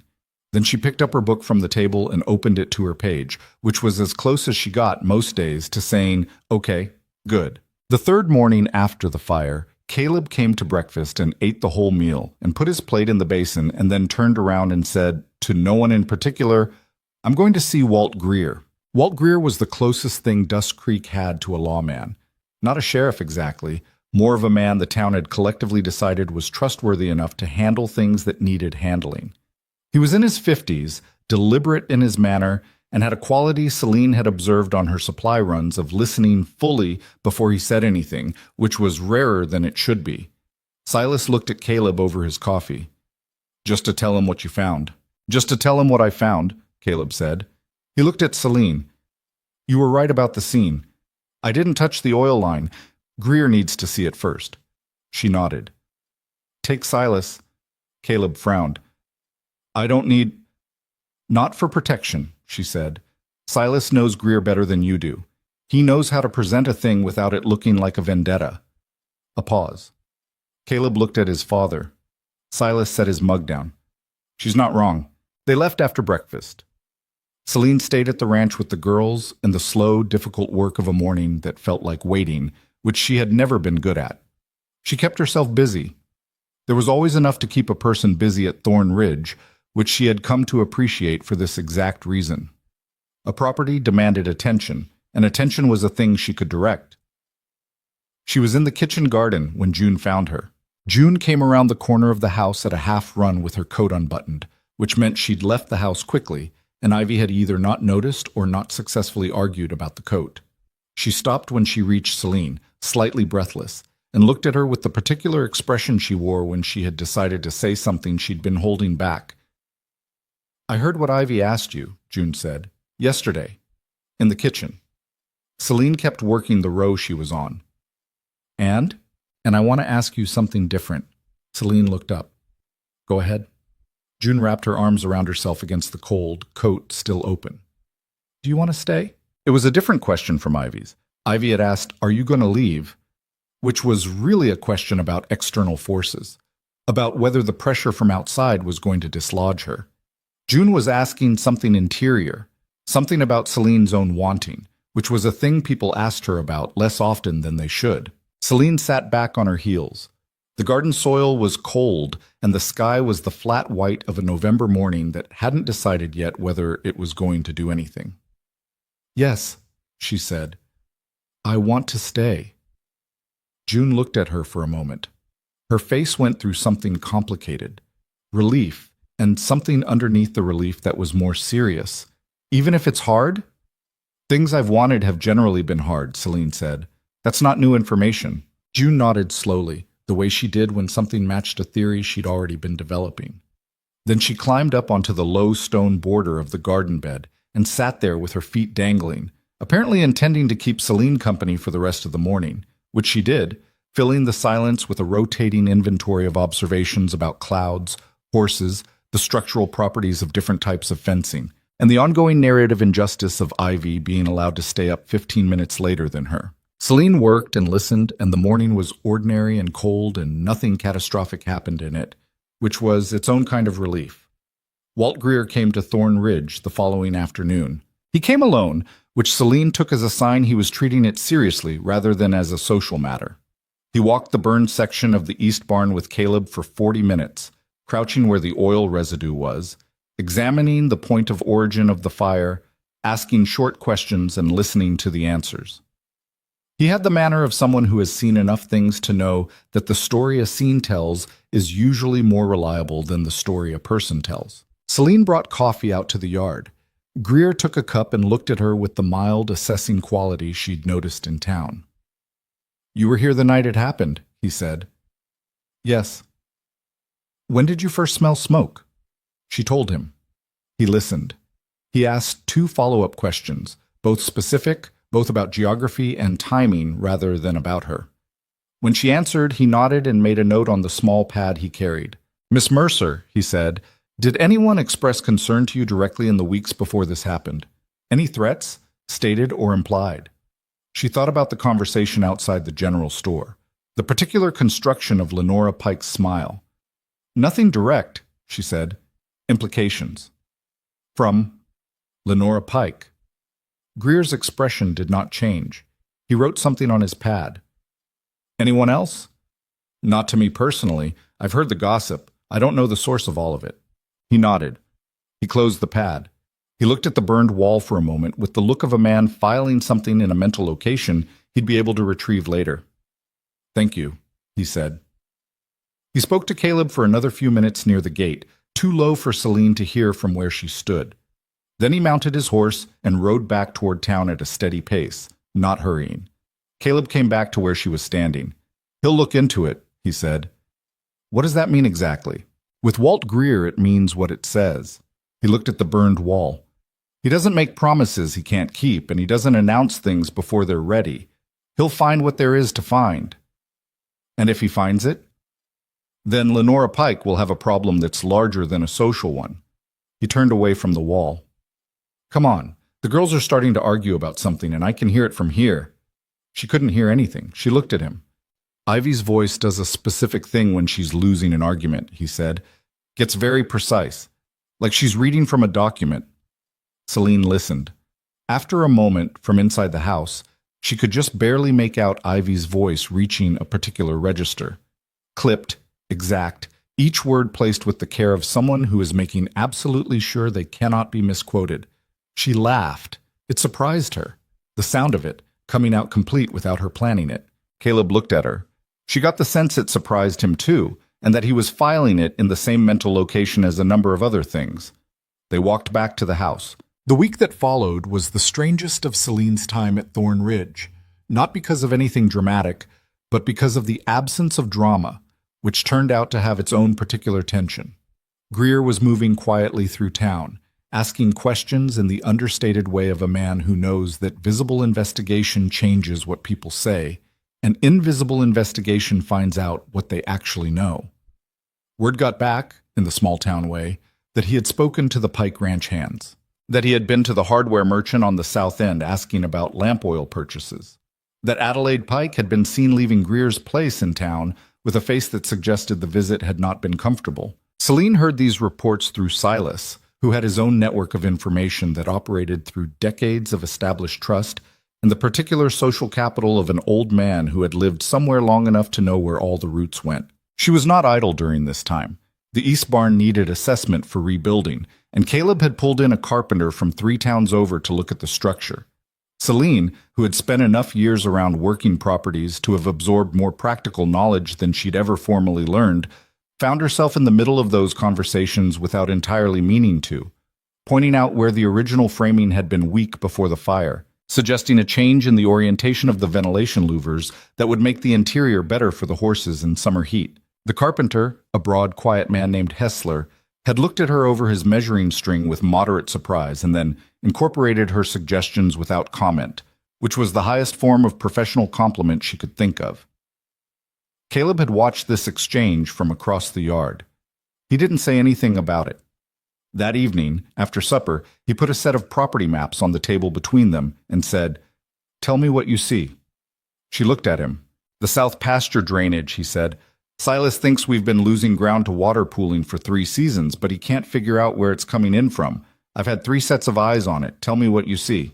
She looked at the maps. She spent 15 minutes with them, asking questions, making him point out the areas he'd already checked, tracing the elevation lines with her finger. He sat across from her and answered every question without the slight impatience she'd noticed in some men when a woman took time to think rather than rushing to an opinion. "It's coming in from the northwest," she said finally. "This ridge." She put her finger on it. "When the spring thaw runs off, it's moving subsurface until it hits this clay layer here, and then it spreads. You need a diversion channel about 200 feet north of where the pooling starts." Caleb looked at where her finger was. He was quiet for a moment. Then he turned the map slightly and looked at it from a different angle. He said. "Is that wrong?" "No." He turned the map back. "My father said Northwest Ridge 6 months ago, and I didn't listen because the surface drainage runs east." He was quiet again. "I'll look at it in the morning." He did. He came back in 2 hours later with dirt on his boots and a look on his face that meant she'd been right, which he confirmed in 3 words before going back outside to plan the channel work. She stood in the kitchen and felt a thing that was not quite pride and not quite satisfaction, but had elements of both. The specific pleasure of being useful in a way that went past her original job description. She was not just keeping the house and the girls. She was thinking alongside the people who were trying to keep this place alive, and they were letting her, which was a thing that had not been offered to her before, not like this. The pleasure lasted about 4 hours, until the afternoon of the same day when it ran directly into the thing she'd been expecting. She was in town alone, on a supply run she'd made so often now that the route was automatic, when Lenora Pike stepped out of the milliner's shop directly into her path. It was possible it was coincidence. Celine didn't believe it was. Lenora looked at her with the expression she always used, perfectly constructed, the hostility visible only if you knew exactly where to look for it. She wore a good coat and her silver hair was dressed carefully, and she had the bearing of a woman who believes that posture is a form of argument. "Miss Mercer," she said, "I heard Caleb's been having some difficulty with the East Barn." "The East Barn is being rebuilt," Celine said. She kept moving. She did not stop because stopping would be accepting an invitation to a conversation she had not agreed to have. Lenora kept pace beside her, which required a certain nerve. A terrible thing, a fire, especially with children in the house. She paused a beat too long. "I imagine it makes you think about the risks of your situation." Celine stopped. She hadn't planned to. The stopping happened before the thinking, which was not her best pattern, but was occasionally the honest one. She turned and looked at Lenora Pike directly, in the full afternoon light of Dust Creek's main street, where anyone who happened to be passing could see them. "Mrs. Pike," she said, "I'm going to ask you something, and I'd appreciate a direct answer." Lenora's expression remained pleasantly neutral. "Of course. What is it, exactly, that you think you're going to accomplish?" A pause. Something moved behind Lenora's eyes. Recalibration. She had not expected the question to be that simple. "I'm not sure what you mean," she said. "I think you are." Celine kept her voice even.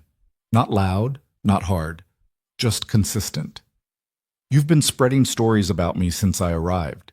You've suggested I'm dishonest, that I'm opportunistic, that I'm a danger to a family I've done nothing but work for." That hasn't worked the way you planned. She let that sit for a moment. Now there's a fire, and you're on the street telling me I should think about risks. She looked at Lenora carefully. What comes next? Lenora's pleasant expression had gone very still. I find that question rather offensive, she said finally. I imagine you do, Celine said. Good day, Mrs. Pike. She walked away. Her hands were not entirely steady, and she was aware of this, aware also that anyone watching her would not know it because she'd had enough practice at walking steadily when her hands were doing otherwise. She went to the dry goods and bought what was on the list and loaded the wagon and drove back to the ranch without stopping. She didn't feel good about the conversation exactly. It had not been a strategic move. It had been the thing that came out when the management failed, and the management had failed because Lenora had said children in the house in that precise way, implying danger while pretending to express concern, and something in Celine had simply refused to pretend that wasn't what it was. She told Caleb that evening because she had made a commitment to herself after the first time to stop keeping things that affected him out of his knowledge. She told it plain, the same way she'd told everything else. He listened. His jaw did the thing. You asked her directly, he said. Yes. What did she say? That she found the question offensive. Something passed through his expression. It might have been, in a different man, something close to grim amusement. She say anything after that? I didn't give her the opportunity. He was quiet for a moment. He picked up the pencil from the table and set it back down without turning it. I'm going to speak to her. Caleb, not like that. He looked at her. Not a scene, not in town. I'm going to go to her property and tell her, privately, that if anything else happens on this ranch, I will take everything Walt Greer has collected and bring it to every person in this county who has any interest in knowing. He paused. And that her daughter is a fine young woman who deserves better than being used as a chess piece. Celine looked at him. That last part is true. I know it is. Adelaide told Greer she didn't know anything about the oil. I believe her. His voice was flat and certain. The choices her mother makes are not her fault. It was a generous thing to say, more generous than most people would manage in his position. She filed it in the growing internal account she kept of things that told her who Caleb Thorne actually was, below the guarded exterior and the tight jaw and the fences he fixed when he was angry. He went to Lenore Pike's property 2 days later, on a cold Tuesday morning, alone. He was gone 4 hours. When he came back, he came directly into the kitchen, poured himself coffee, and stood at the counter drinking it. How did it go? Silas asked. She denied everything, Caleb said. Politely, specifically, like she'd prepared. He drank his coffee. Then I told her what Greer has. She stopped being polite. But she's not stupid. He set the mug down. She knows what evidence does in a county where land rights depend on your reputation. He was quiet for a moment. I think it's done.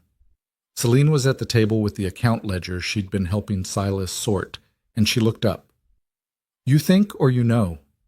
I think, he said. There's no knowing with people. You can just make the cost high enough that the calculation changes. Silas made the small sound that meant he agreed. Celine went back to the ledger.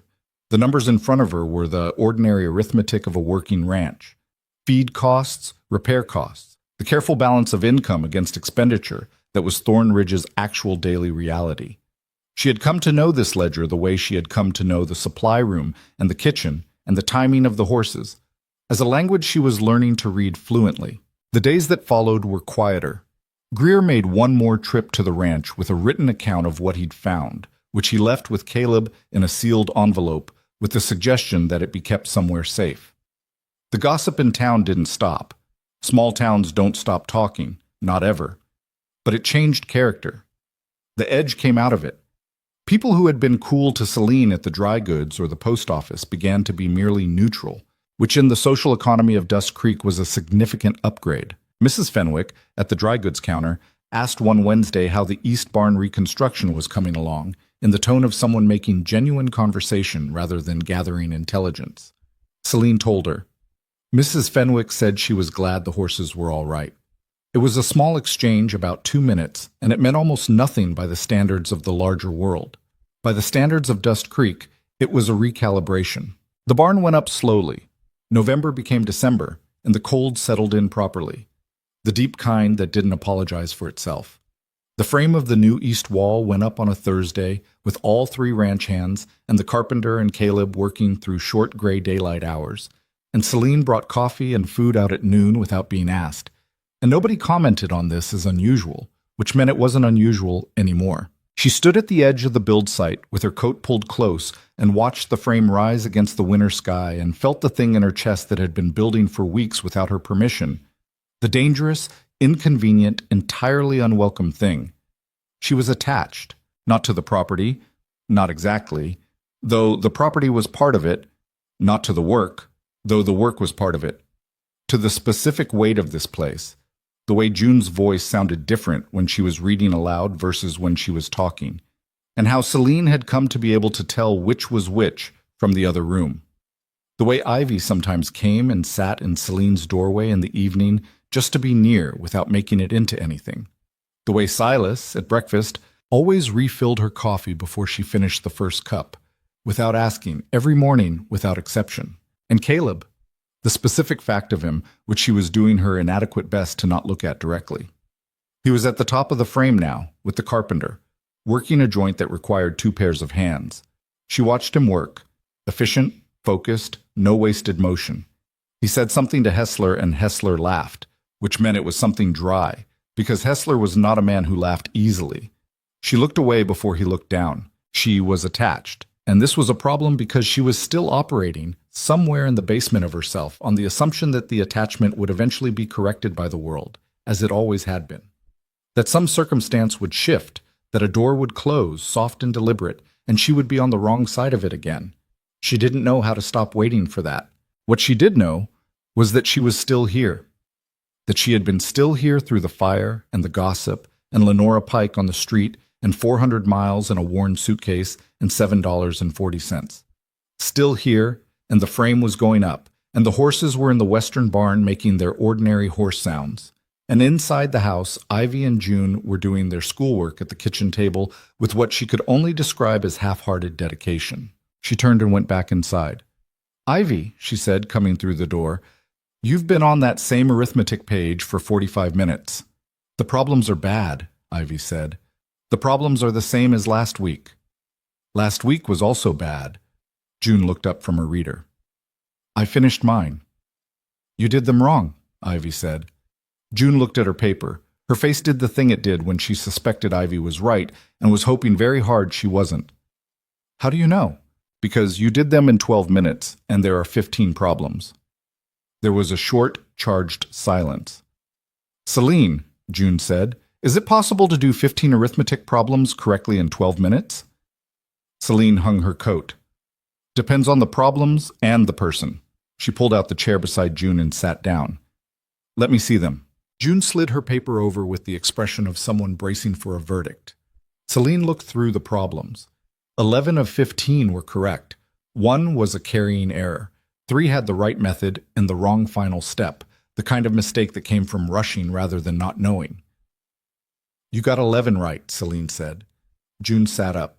"See?" she said to Ivy. 11 out of 15 is not all of them," Ivy said. "It's most of them." Celine slid the paper back. 4 to fix. Pay attention to what happens when you carry. June pulled the paper back and bent over it with renewed focus. Ivy went back to her arithmetic. The kitchen settled into the particular sound of children working, pencils, erasing, the small sounds of concentration. The barn frame creaked outside as the men worked it into place. The clock on the shelf ticked. Celine sat at the table and corrected the ledger entry she'd gotten wrong that morning, and the afternoon moved around her, cold and ordinary and quietly, insistently alive. She was still waiting for the door to close, but it stayed open. The east barn wall went up on a Thursday and came down in a way nobody planned on a Saturday. Not the wall itself. The wall held. What came down was something else, something that had been building in the spaces between conversations and the particular quality of silences that had been accumulating between Celine and Caleb like water behind a poorly maintained dam. Neither of them had named it. Neither of them had particularly tried to. The Saturday in question started ordinary. Celine was up before the girls, which was normal, and before Silas, which was unusual but not unheard of on the mornings when sleep decided it was done with her before she was done with it. She lit the stove and put the coffee on and stood in the kitchen in the early dark, listening to the house breathe around her. The particular sounds of a structure in cold weather, the wood contracting, the wind finding its habitual roots through the gaps it had mapped over years of trying. She had been at Thorn Ridge for 11 weeks. She knew this because she had not been counting, and the fact that she knew it anyway told her something about the state she was in. Caleb came in from his pre-dawn round of the property at 6:15, stomping snow off his boots at the door. The first real snow of December, 2 inches overnight, enough to change how everything looked without changing how anything worked. He poured himself coffee and stood at the counter, and they were both in the kitchen in the early quiet, and it was entirely unremarkable, which was itself remarkable, because at some point in the last 11 weeks, the two of them in the same room before the rest of the house woke up had become ordinary. "The northwest channel markers are holding," he said. "Ground's frozen enough that the drainage work should keep through spring." "Good," she said. He drank his coffee. She turned the bacon in the pan. The snow outside made the morning light different, whiter, more diffuse, the world slightly more hushed than usual. "June asked me something last night," he said. Celine looked up. He was looking at his mug rather than at her. "She asked if you were going to be here for Christmas." A pause. Christmas was 3 weeks away.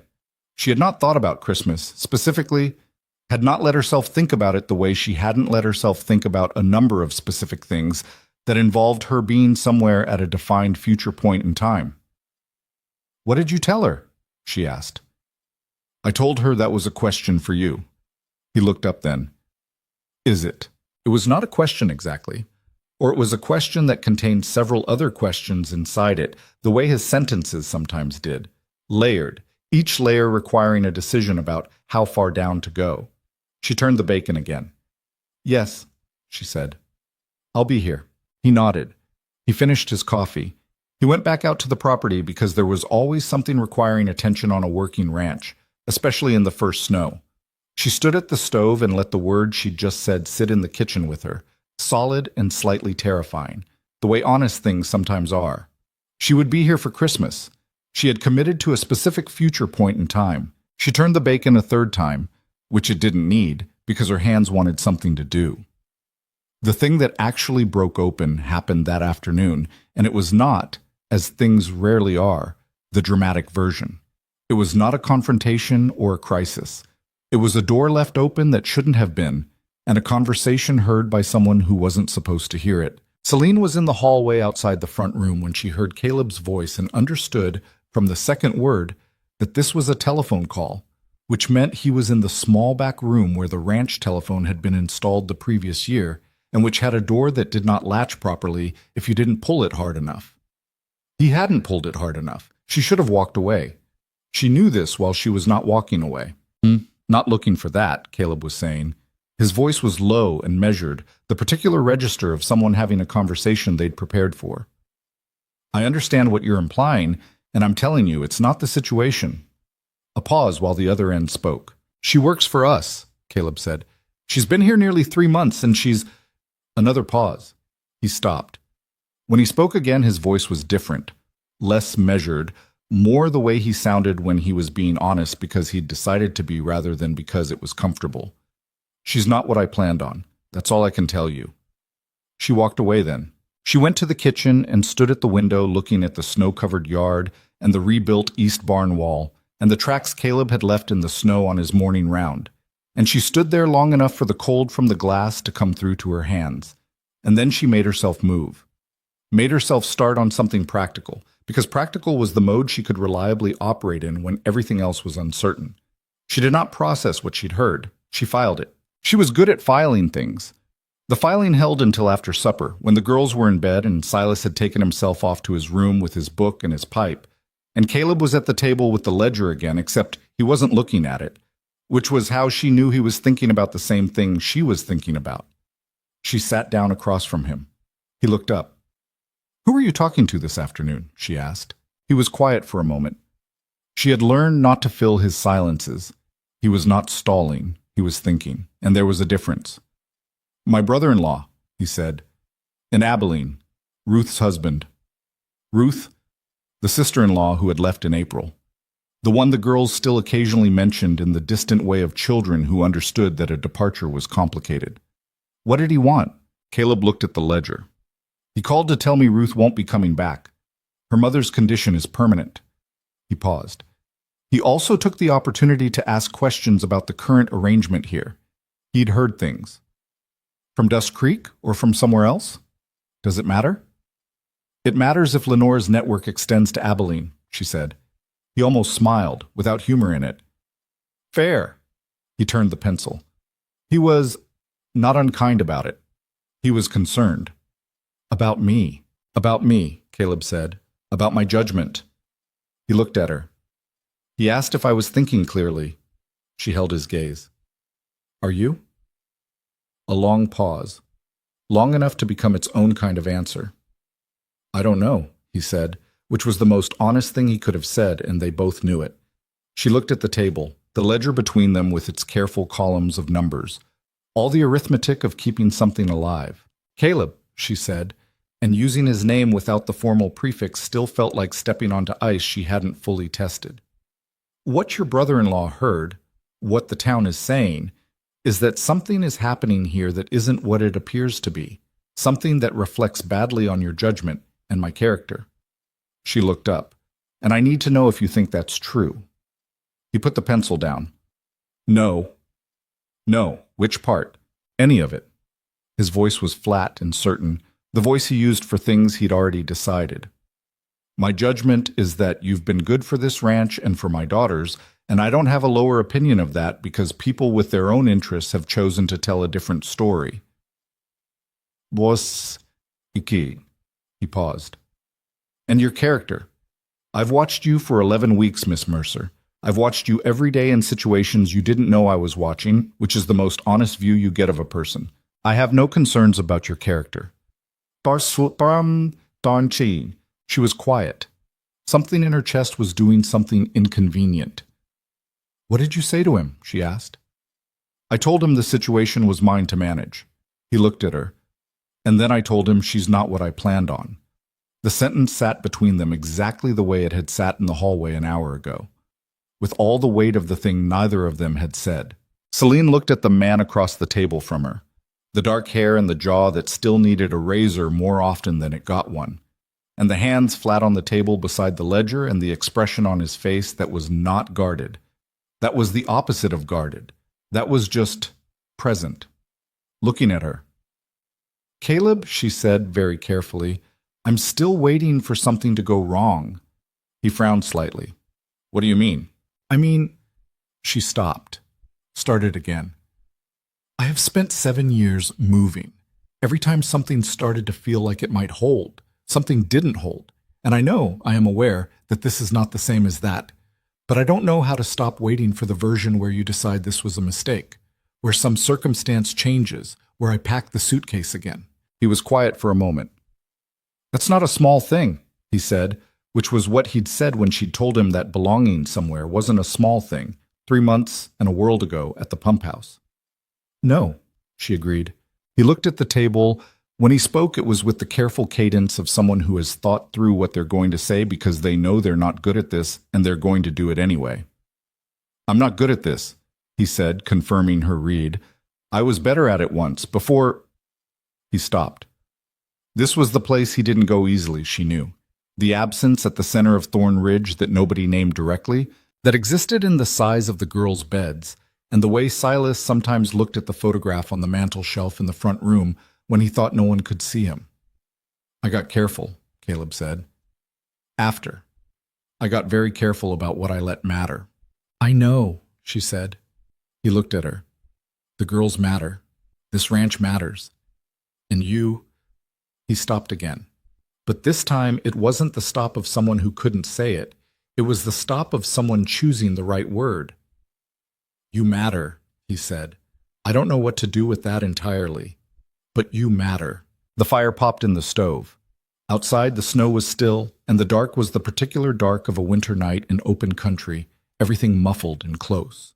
Celine looked at the man across the table who had turned his daughters' lives around because they'd almost smiled at a stranger in a station. who fixed fences when he was angry and rehung doors that didn't need rehanging, and once, in the early dark before anyone else was awake, added a peg to the wall without saying anything about it. "I'm not going anywhere," she said. She said it the way she'd said, "I'll be here for Christmas." Solid, forward-placed. "I'm not going to stop waiting overnight. That's not how it works. But I'm not going anywhere." He looked at her for a long moment. "All right," he said. That was all. But it was the right all right, the one that meant something had been decided, not performed. She pushed back her chair and stood up. "Good night," she said. "Good night, Miss Mercer." She paused at the door to the hall. "Celine," she said without turning around. "It's been 11 weeks. A brief silence. "Good night, Celine," he said. She went to her room. She lay in the dark and stared at the ceiling and felt the thing in her chest that had no clean name. Not happiness exactly, not relief exactly, something more complicated and more durable than either. The kind of feeling that comes when a thing you've been bracing for turns out to be a different thing than you expected. Softer in some places, harder in others, more real than either version you'd prepared for. She did not sleep quickly, but when she did, it was different from the way she'd been sleeping for 7 years, without the part of her brain that stayed half on, monitoring for the exit. 3 days later, the thing she hadn't expected happened. It arrived in the form of a letter, which Silas brought in from the post with the rest of the mail and set in front of her at the kitchen table without comment, which meant he'd looked at the return address and decided she should see it without anyone telling her how to feel about it first. The letter was from a woman named Dorothea Marsh in Kansas City. She was the sister of the employer who had died in St. Louis, the one whose handwriting shook on the downstrokes, who had written Celine's reference letter while she was still grieving. Dorothea Marsh wrote in a firm, businesslike hand that was the opposite of her sister's, and she wrote to say that she had spent 6 months settling her sister's estate and had discovered in the course of doing so that her sister had set aside a small sum specifically for Celine. $240. The letter said Celine needed only to confirm her whereabouts and the funds would be sent. Celine read the letter twice. $240 was not a fortune. It was also not nothing. It was enough to get somewhere, to start something, to have options. It was the kind of money that changed the arithmetic of a person's situation. She set the letter on the table. June, who had been watching from across the room with the attentiveness of someone who could read the significance of letters even without reading the letters themselves, said, "Is something wrong?" "No," Celine said. "Something's right, actually." She folded the letter. "Someone was kind to me a long time ago, and I'm just finding out about it." June absorbed this. "Is that sad or good?" "Both," Celine said. "Those aren't always separate." June nodded, like this confirmed something she'd already suspected. Celine put the letter in her room and went back to the day's work and didn't think about what the money meant in terms of options, because she had told Caleb she wasn't going anywhere and she meant it, and the money didn't change that. But she was aware of it, the fact of it, the way it shifted something in the interior arithmetic. She was not at Thorn Ridge because she had no other option. She was here because she chose to be here, and that was a different thing, and it mattered to know it. She told Caleb about it that evening because she had made a habit of telling him things. He listened. When she finished, he said, "Are you going to write back?" "Yes." "And the money?" She looked at him. "I'm going to keep it." He nodded. Nothing in his expression suggested he thought the money changed anything. She appreciated this about him, the absence of the slight tightening she'd seen in other men when a woman's financial situation improved, the instinct to recalculate.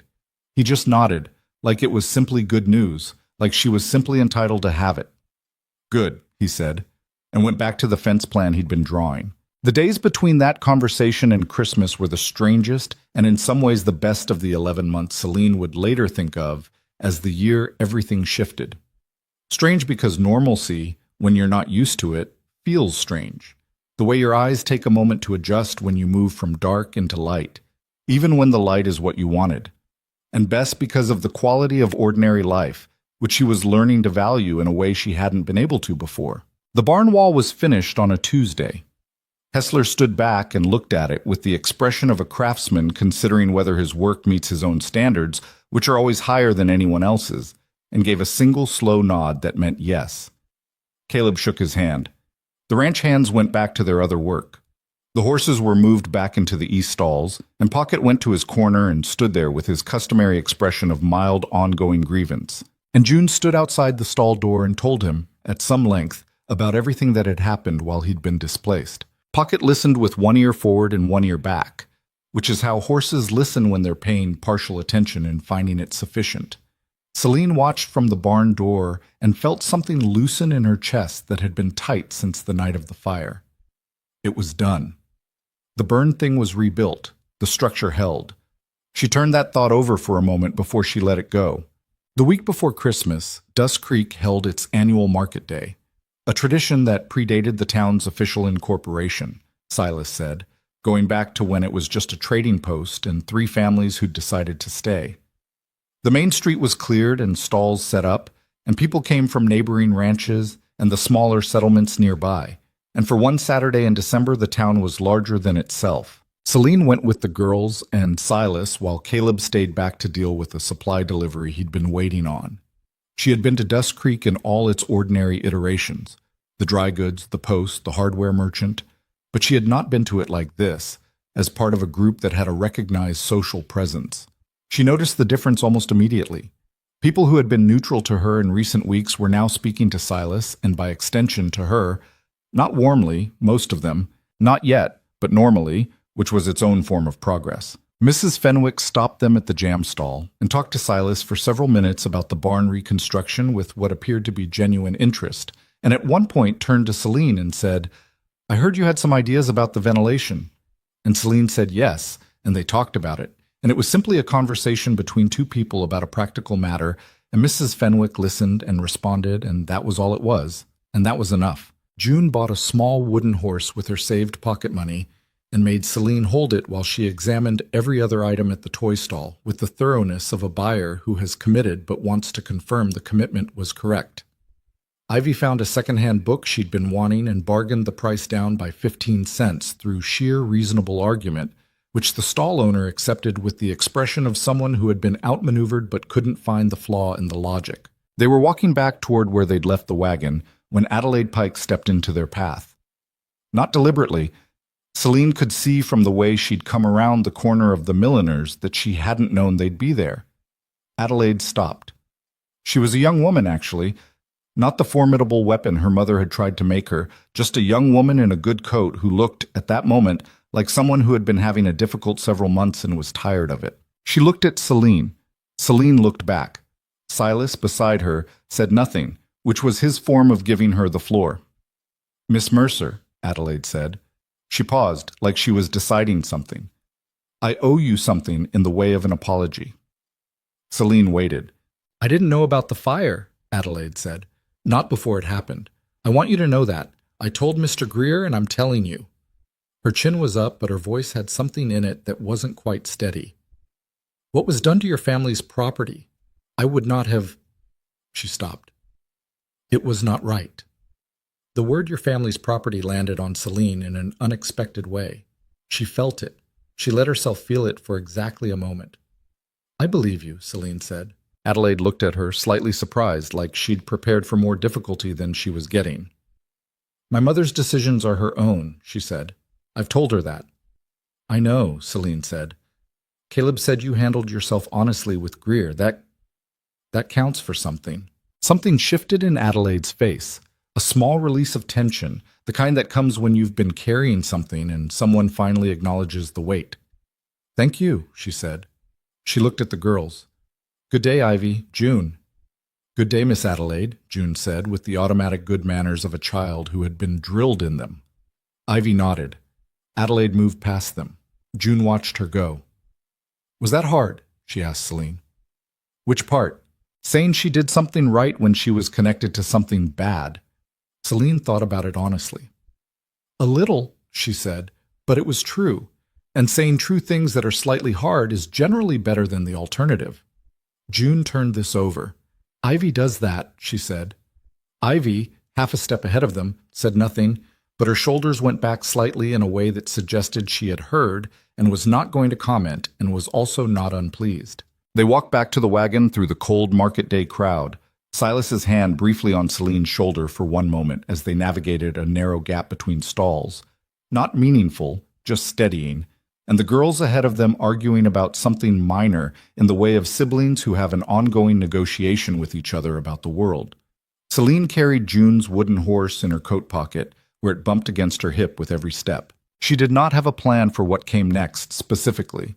She had the diversion channel in the northwest pasture and the east barn wall, and 3 months of ledger entries, and a letter from Kansas City, and a child's wooden horse in her coat pocket. She had Ivy in the evening reading out loud. She had June's questions, which never stopped. She had Silas and his coffee pot and his particular form of oblique approval. She had a new peg on the wall by the back door. She had the conversation she and Caleb had not finished yet, because you matter. And I'm not going anywhere were beginnings, not conclusions, and they both knew this, and neither of them were in a hurry, which was different from either of them being afraid. Or at least, it was becoming different.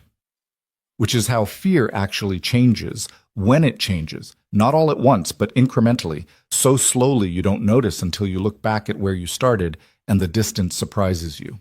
The market crowd moved around them. The cold was real and specific and present. June reached back without looking and took Celine's hand, for no reason except that she was 8 years old and Celine was there. And then she looked forward again, still talking to Ivy about whatever she'd been talking about. Celine held the child's hand. She held it all the way back to the wagon. She did not calculate how long it would last or build the exit route in her head or remind herself of all the ways this was temporary. She just held June's hand in the cold December air and walked, and the wagon was where they'd left it, and Silas helped the girls up, and they drove back through the snow-edged road toward Thorn Ridge, and the ranch appeared on the horizon the way it always did now, not as a destination, but as a direction she was already moving in. The suitcase was still in her room. She hadn't opened it in 6 weeks. She was aware, in the way you're aware of things you haven't consciously checked on, that this was significant, that she had stopped, somewhere in the middle of all of it, keeping it ready. She hadn't decided to do that. It had just happened. The wagon turned through the gate and the house was lit against the winter dark. And somewhere inside it, Caleb had come back from his supply delivery and would be at the table or at the property maps or standing at the counter with his coffee. And the girls jumped down before the wagon fully stopped because they never waited. And Silas shook his head at this, as he always did, and Celine climbed down and walked up the porch steps and opened the front door to the warmth inside. She stood in the doorway for a moment. She was not a person who had things. She had not been, for a long time. She had been a person who moved through things, careful not to press too hard against them in case the impression she left was unwelcome. She had kept herself portable, compact, easy to pack. She stepped inside. She closed the door behind her. The suitcase was in her room, closed, and she had stopped checking whether it was still there, and this was the truest thing she knew right now about where she was. Christmas came to Thorn Ridge without announcing itself in advance, which was how most things came there. Silas brought in a pine tree on the 22nd that was slightly too large for the front room, which he seemed to regard as a success. The girls decorated it with 15 years of accumulated ornaments and argued about placement while Silas sat in his chair pretending not to care. Celine made the food. Caleb cut more wood than they needed, which was the thing he did when he had feelings he was working through. She noticed without commenting because she had her own version of the same thing. Christmas Eve was quiet in the way that good evenings are quiet. Not empty, just settled.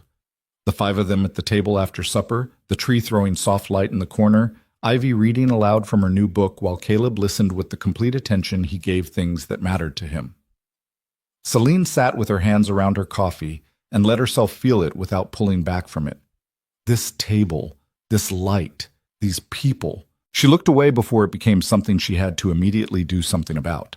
After the girls went to bed, Silas excused himself with the tact of a man who has read a room correctly, and Celine was washing the dishes and Caleb was at the table with the ledger he'd brought out as cover and hadn't opened.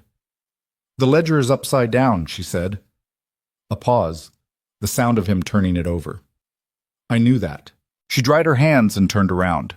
He was looking at her in the way he had of looking at things he was trying to understand rather than confirm. "Celine," he said. He had the slightly pained expression of someone who had decided to say something difficult and was finding the route harder than the destination. "I want to be clearer than I was before, about what I said, that you matter." She waited. You came here with the suitcase, and 7 weeks later you knew my horses better than my own hands do. You figured out what Ivy needs before she says it. You reorganize things when something's wrong because that's how you think. And I figured that out too. He looked at the table and then back at her. I don't want you here because the girls need you. I want you here because I want you here, on my own account. The kitchen was still. She walked to the table and sat across from him. Caleb, I've been told I was wanted before, and it turned out to mean something smaller than it sounded. I'm going to need you to be patient with me when I forget this isn't that. I know, he said, and I need you to say the thing again sometimes, even when you'd rather just fix a fence about it. Something moved through his face, almost the full smile, the real one. I can do that? Then yes, she said. It's enough.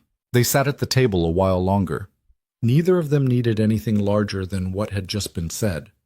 Some things are enough when they're said plainly by the right people, and the room knows it, and there is nothing more required. She went to her room. She looked at the suitcase in the corner. Tomorrow, she thought. Tomorrow she'd move it to the top shelf of the wardrobe, where things go when you don't need them regularly. Not throw it away. You don't throw away the thing that carried you through 7 years. But you put it somewhere that means stored rather than ready. She closed her eyes. The thing about Lenora Pike, which settled itself in January without drama, was that she had made one final calculation and gotten it wrong.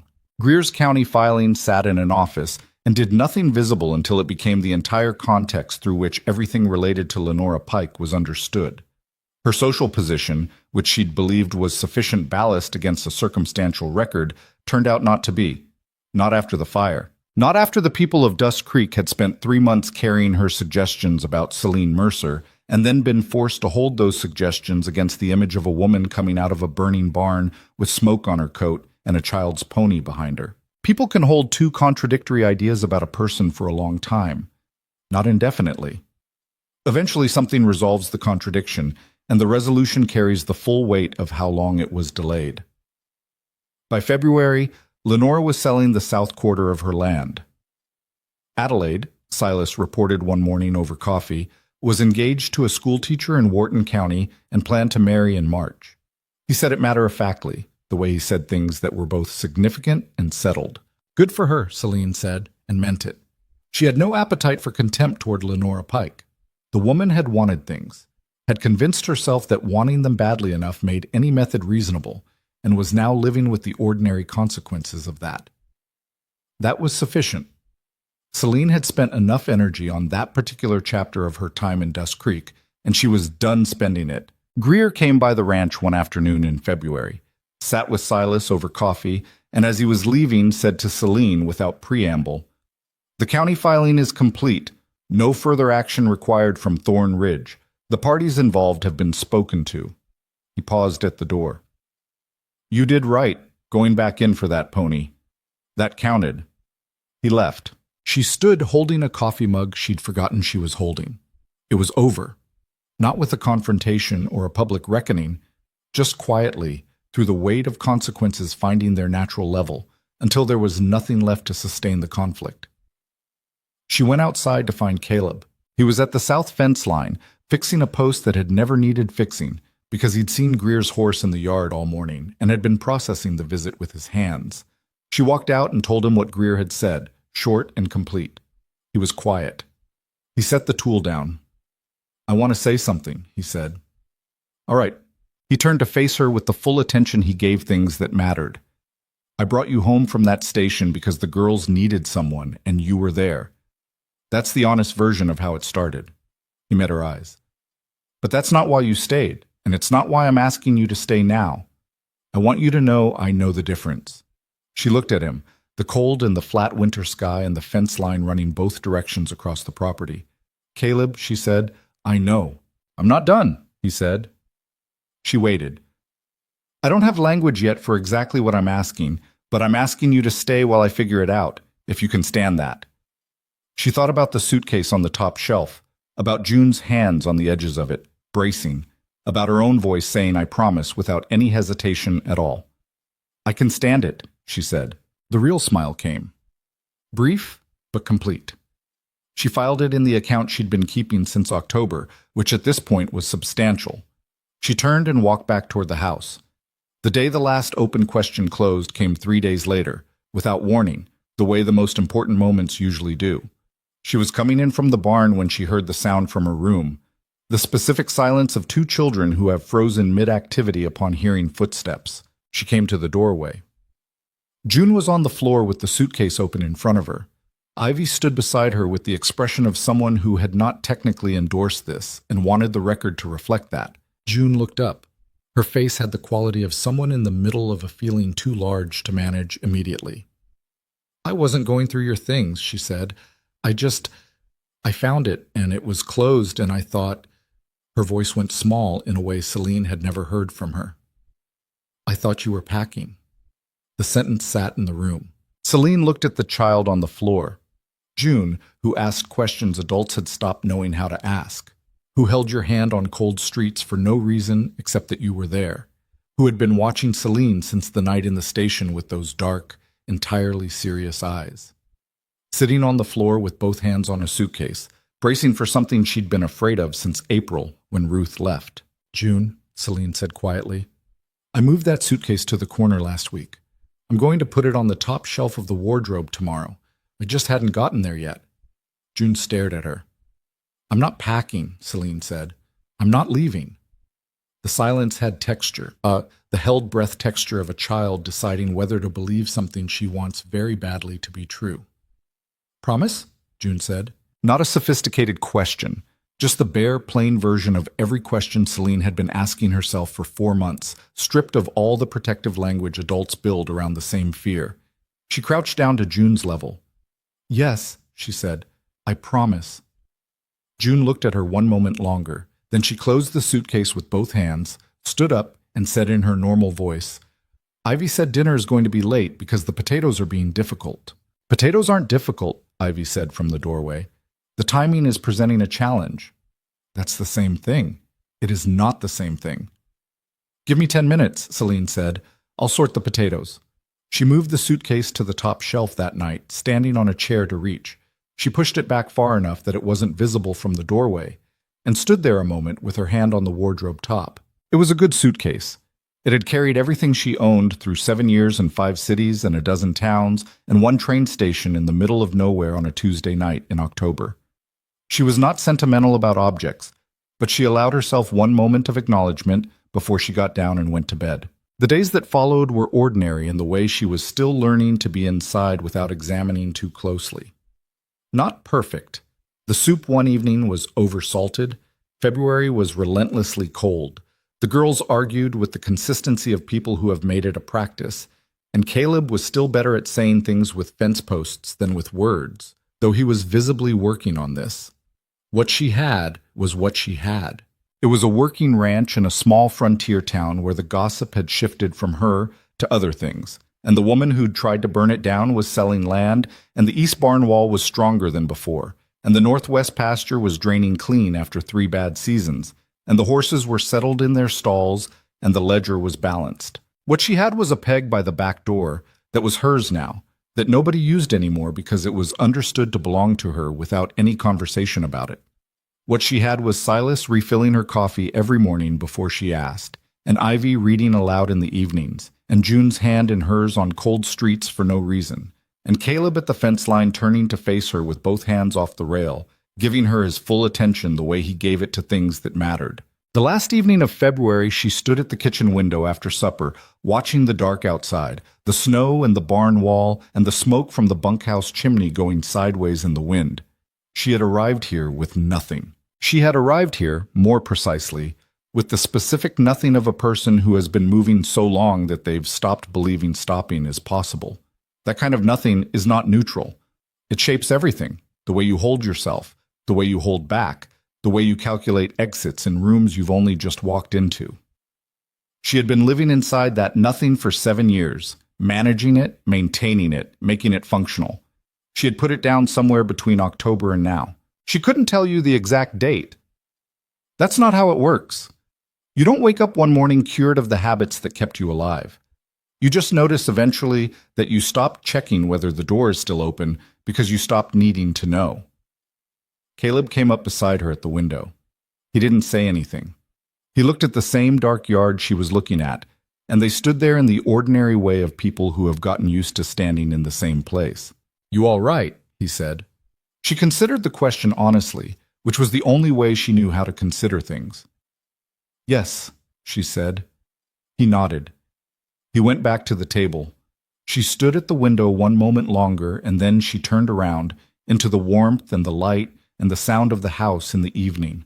Ivy's book, June's voice, Silas's chair, the clock on the shelf, and she was inside it, all the way inside it, not standing at the edge of it waiting to be asked to leave. She had spent a long time waiting for a door to close. It stayed open. That's the whole story. Not the version with a clean moral stamped on the bottom, not the one where everything broken gets fixed and